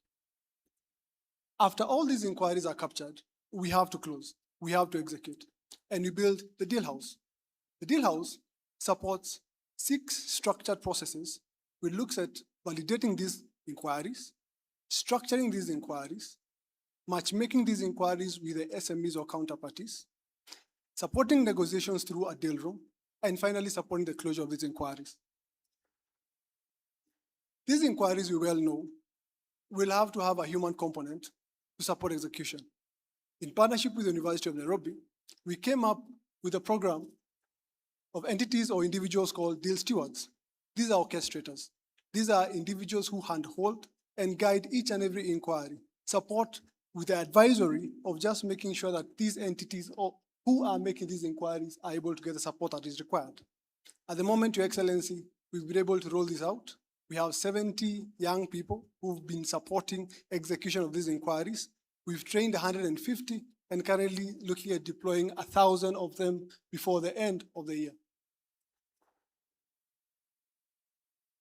At the sidelines of the AU Heads of State Summit, in partnership with the Ministry of Foreign Affairs, we were able to deploy this out. We were able to make a presentation towards a couple of ministers across the continent, and the reception was actually immense. The output of what we're trying to achieve, Your Excellency, is to support your agenda. How can we create more jobs? Through creating demand for our exports. How can we increase our industrialization via supporting the demand that needs to be created? And finally, but not least, is how can we create more job opportunities for our young people? Last but not least, Your Excellency, in this case, I gave a story, or I was presenting a story of David and Goliath. In this case, Your Excellency, I present to you the sling. You as being the David, the sling itself being the biashara link, our embassies being the stones, and seeking your guidance as we sling these out towards the other African countries, and with your stewardship as the chair of the AFCFTA Implementation Committee under the AFCFTA. This is one of the initiatives, Your Excellency, that we're looking at using to be able to connect the entire continent and really push the AFCFTA agenda forward. Thank you.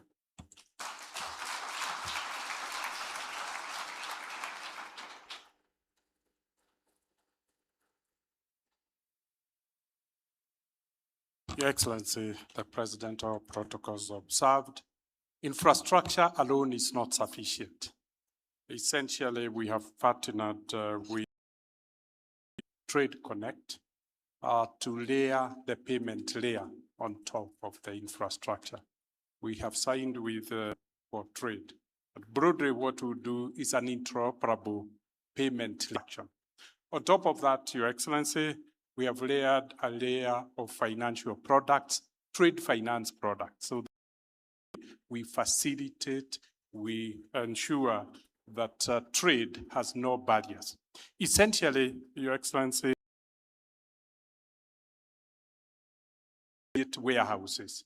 As Felix said, we want this system, but how do we ensure we have the infrastructure you talked about in the market? Kenyan entrepreneurs can import them and then distribute the market.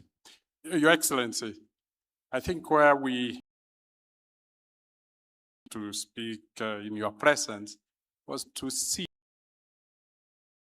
with the Kenyan ambassadors. We give them a dashboard such that they home and respond appropriately. Assign your diplomats responsibility without you.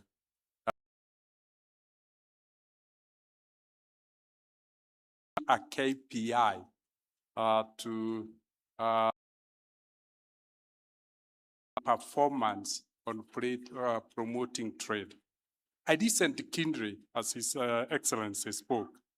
And the subject matter I thought you could talk about the whole time was about geopolitics. Spent only 1 minute on geopolitics and quickly segued to the economic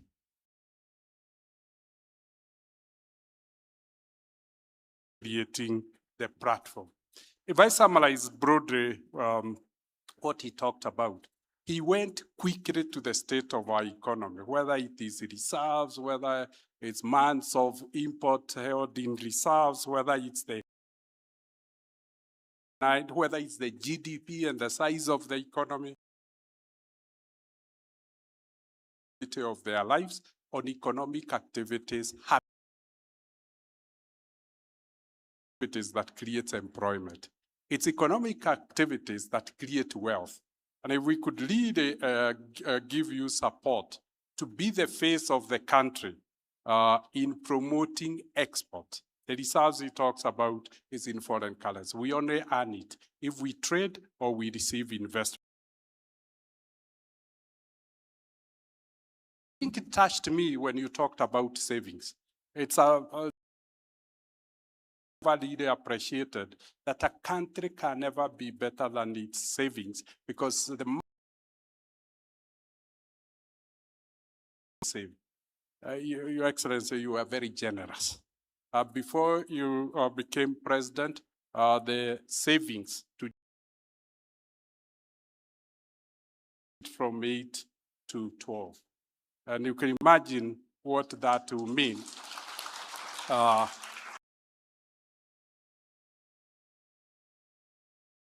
55 for China, mine is 53. So broadly, but you can see what it has done for the last 30 years. I think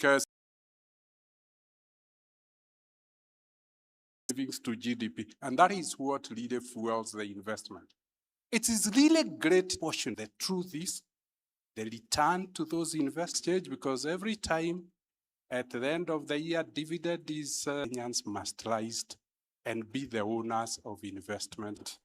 Let me give a few examples. Diplomatic convergence of diplomacy and cited at state lunch. And when the president of Mozambique, the first business of the order was come cruise, opened a door for this young man.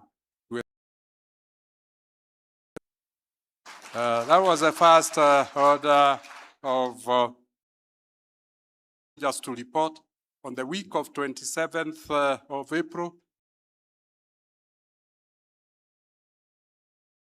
person you can't get such an appointment in a country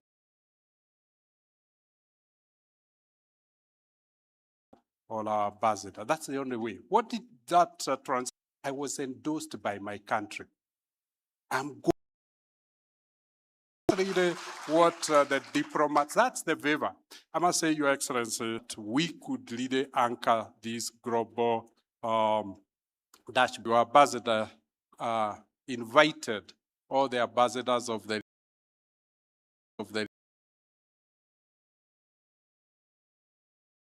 hub. It was not a Kenyan hub. It was a regional hub. And you can see, apologize because we talked with you have worked very highly with France. The one France First Conference in Kenya on France-Africa Summit. Together, we have been working around and saying, what would this mean to Kenya from a business point of view? Your Excellency, the French government has appointed me to be the chair of the private sector and lead the private sector to come to Nairobi. But that is not the sweet thing, Your Excellency, because we have pushed it to Ambassador. What will be left in Kenya? And Your Excellency, I don't know, there's something I thought you could be project. I went to France and said, what will we really make money on that France understand? And we said, what about if we made tea, convert tea from a commodity to a lifestyle? And we worked with the Validity, the largest tea importer of specialty tea. And we brewed with Kenyan tea in form of wine.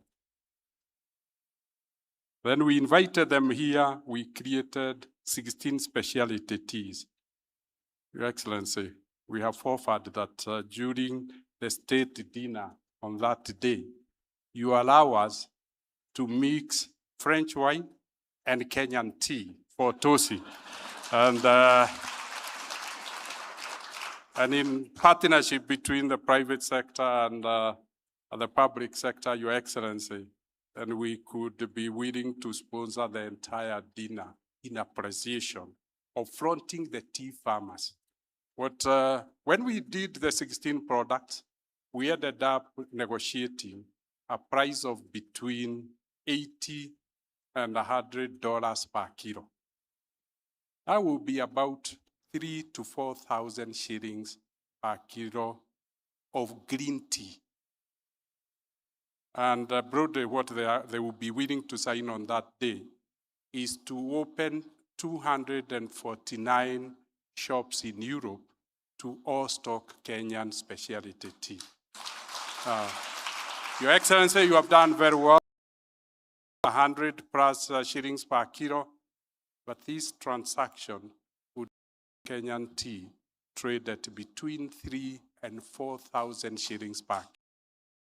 To require us to do the GI or geographical, we need to pass the law, and then the president of France has said he would toast with you. He will be holding the Kenyan tea. He will be holding it and say an alternative to wine, to French wine, is the Kenyan tea. And Mr. President, now you will not be tossing with water. You will be so with it. Thank you very much, Your Excellency.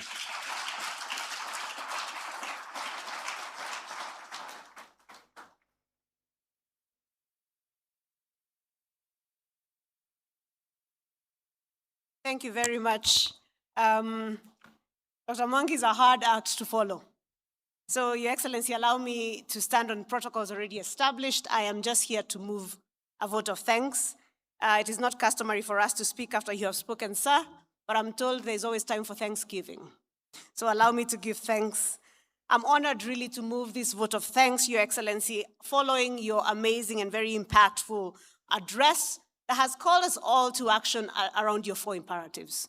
Imperative that when we project Kenya, we do so from a place of strength, that the Kenyan government is committed to its people through the better plan.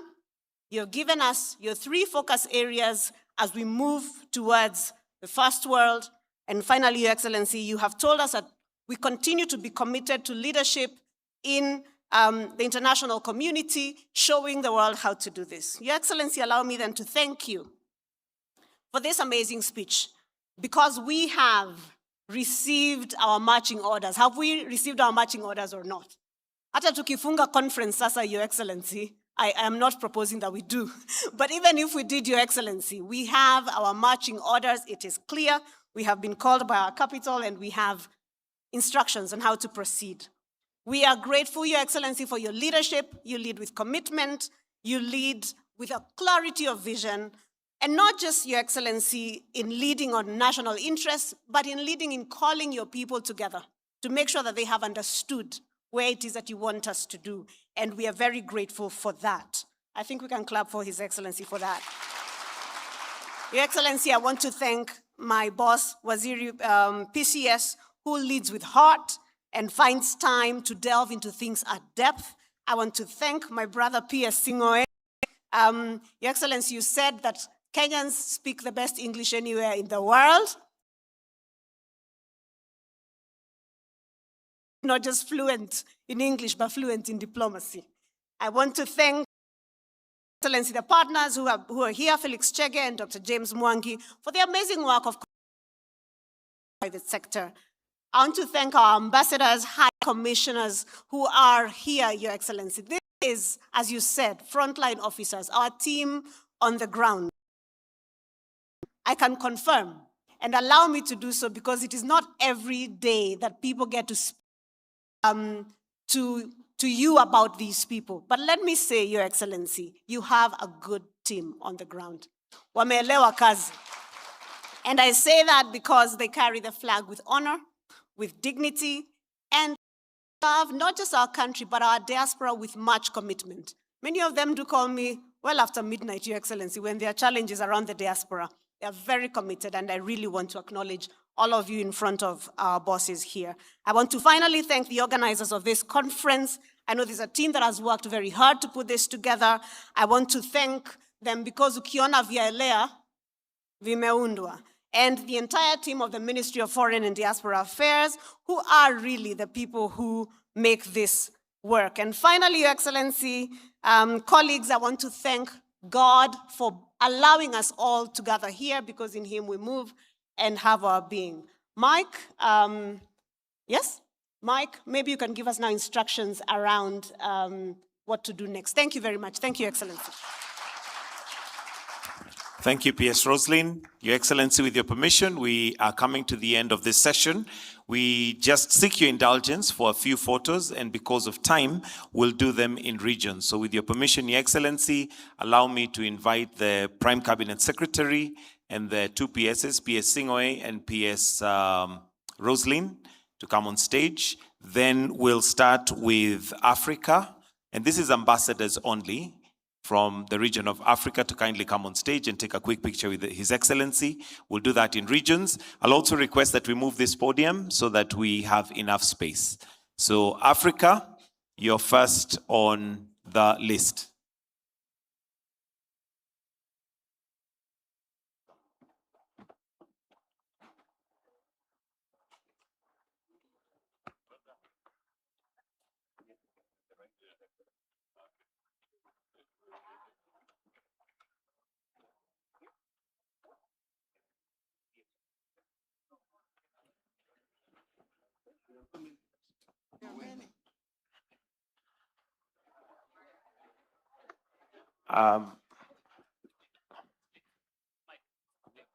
Okay, let's do half. Let's have, apart from PS and PCS, the rest of us, let's come down so that we have less on stage. We split. The rest of us, let's spread to this side. We're doing half. So the rest of us this way.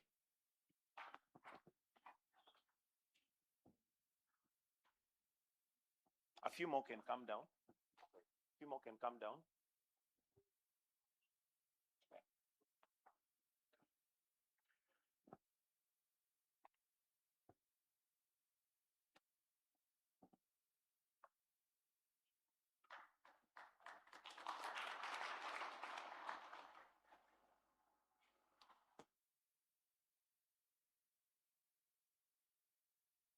All right, so those on stage can come down. Africa, we'll do part 2 of Africa.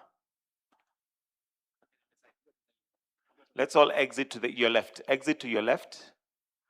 Those who are exiting to your left.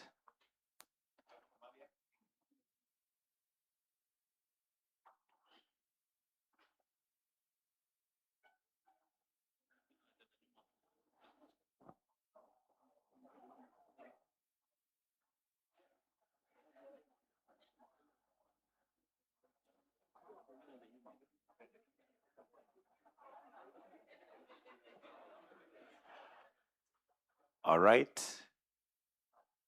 Exit to your left. I see they've created a part 3 of Africa.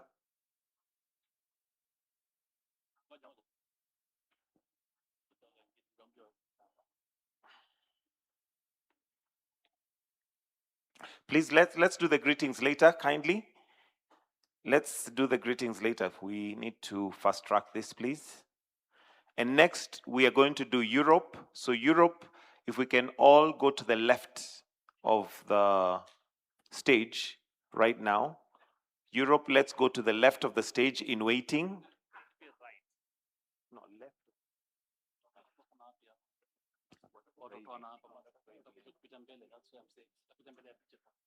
But that means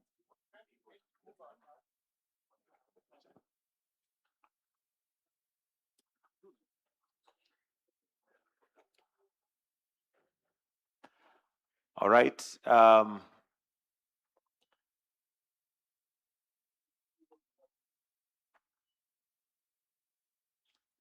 right, we're done with Africa. We now go to Europe. Let's exit to your right, please. Exit to your right. Exit to your right, kindly. And use the aisle to take your seat. While exiting, kindly let's all exit using the right of the stage, and we use the aisles to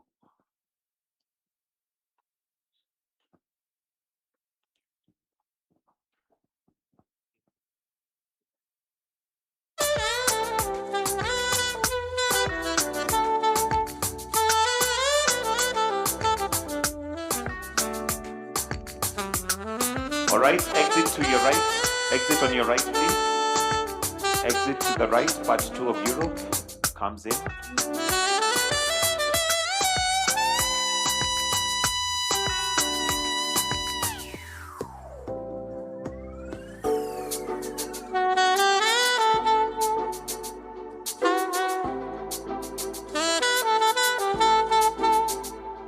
After Europe, we'll have Middle East. So if Middle East, you can go to the left of the stage. Middle East to the left of the stage, please.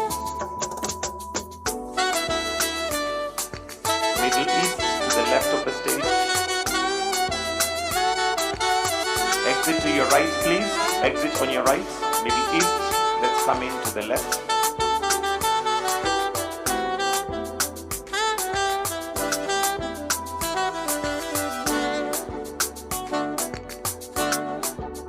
After Middle East, we have Asia and Pacific to the left of the stage. Asia and Pacific to the left of the stage. Let's kindly just try and use one side so that we don't interfere with the photo.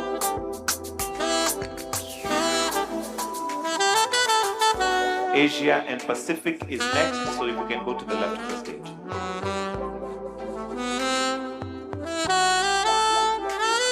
Exit to your right, please. Exit through your right. And Asia, Pacific and Pacific can come on stage.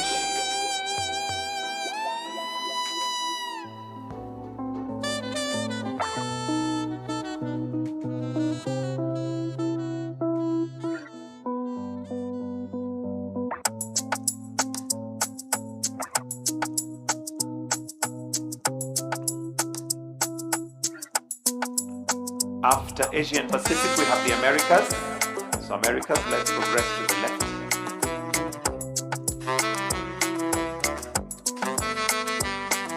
Americas to the left, please.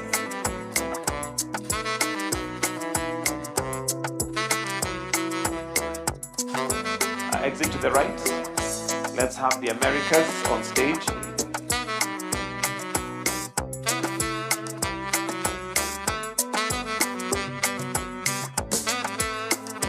Remove the lanyards, please, so that we are all uniform.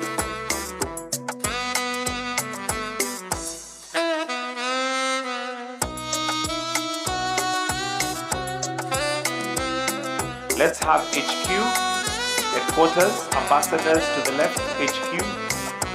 Try and use the button. HQ. Okay, it looks like HQ is on one side. Let's just be on this side. Let's just be on this side. Exit on your left. Exit on your left. HQ, let's go on board.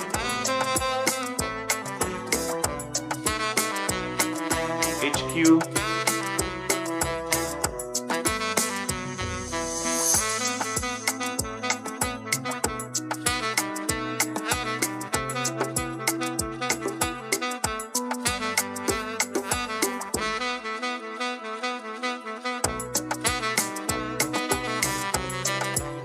We could also have the multilateral stations come inside there, but they can be prepared. We'll do two of these. Okay, we can wait. Multilateral, we can wait.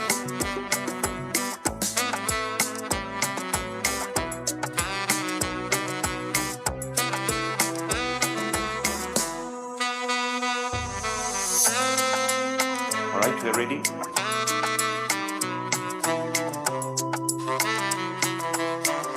Exit to your left. Let's approach. Exit to your left. Exit on your left, please.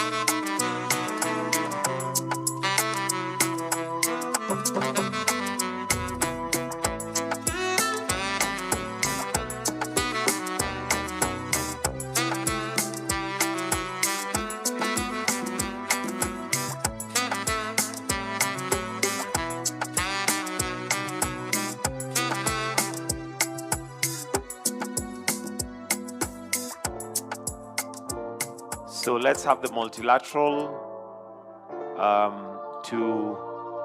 multilateral, you're next, so you can be preparing. Or are we all at the front?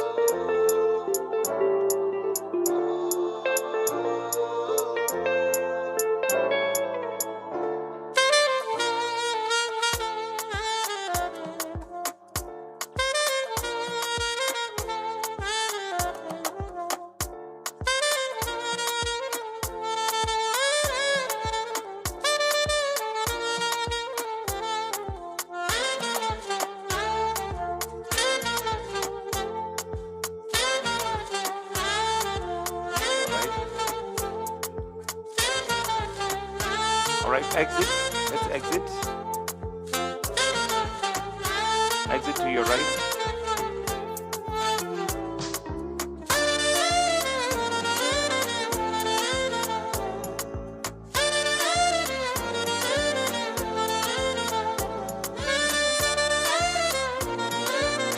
We can divide it into two. I see we still have a number. This is multilateral, and this is our last one.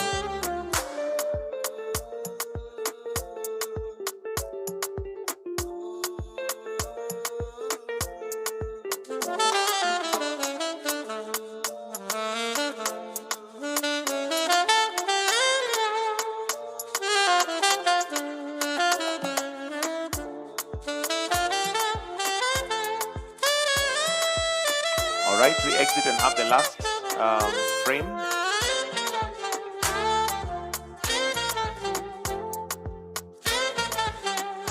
last frame.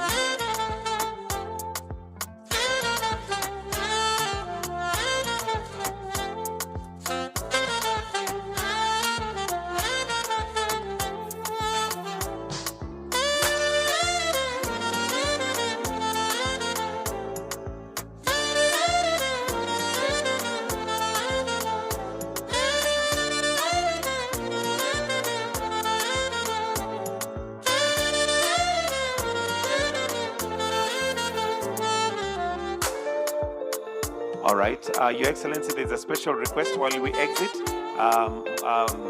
CEO Mwangi and Felix, also Professor Macau and Salikoske. They can kindly approach the special request.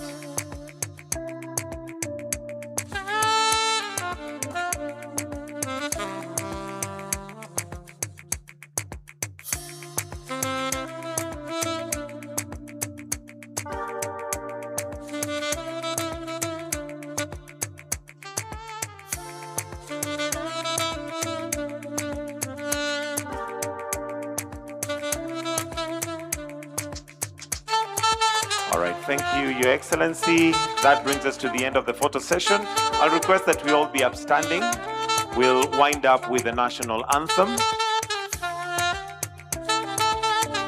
All of us exit stage except His Excellency for the national anthem as our closing prayer. The anthem.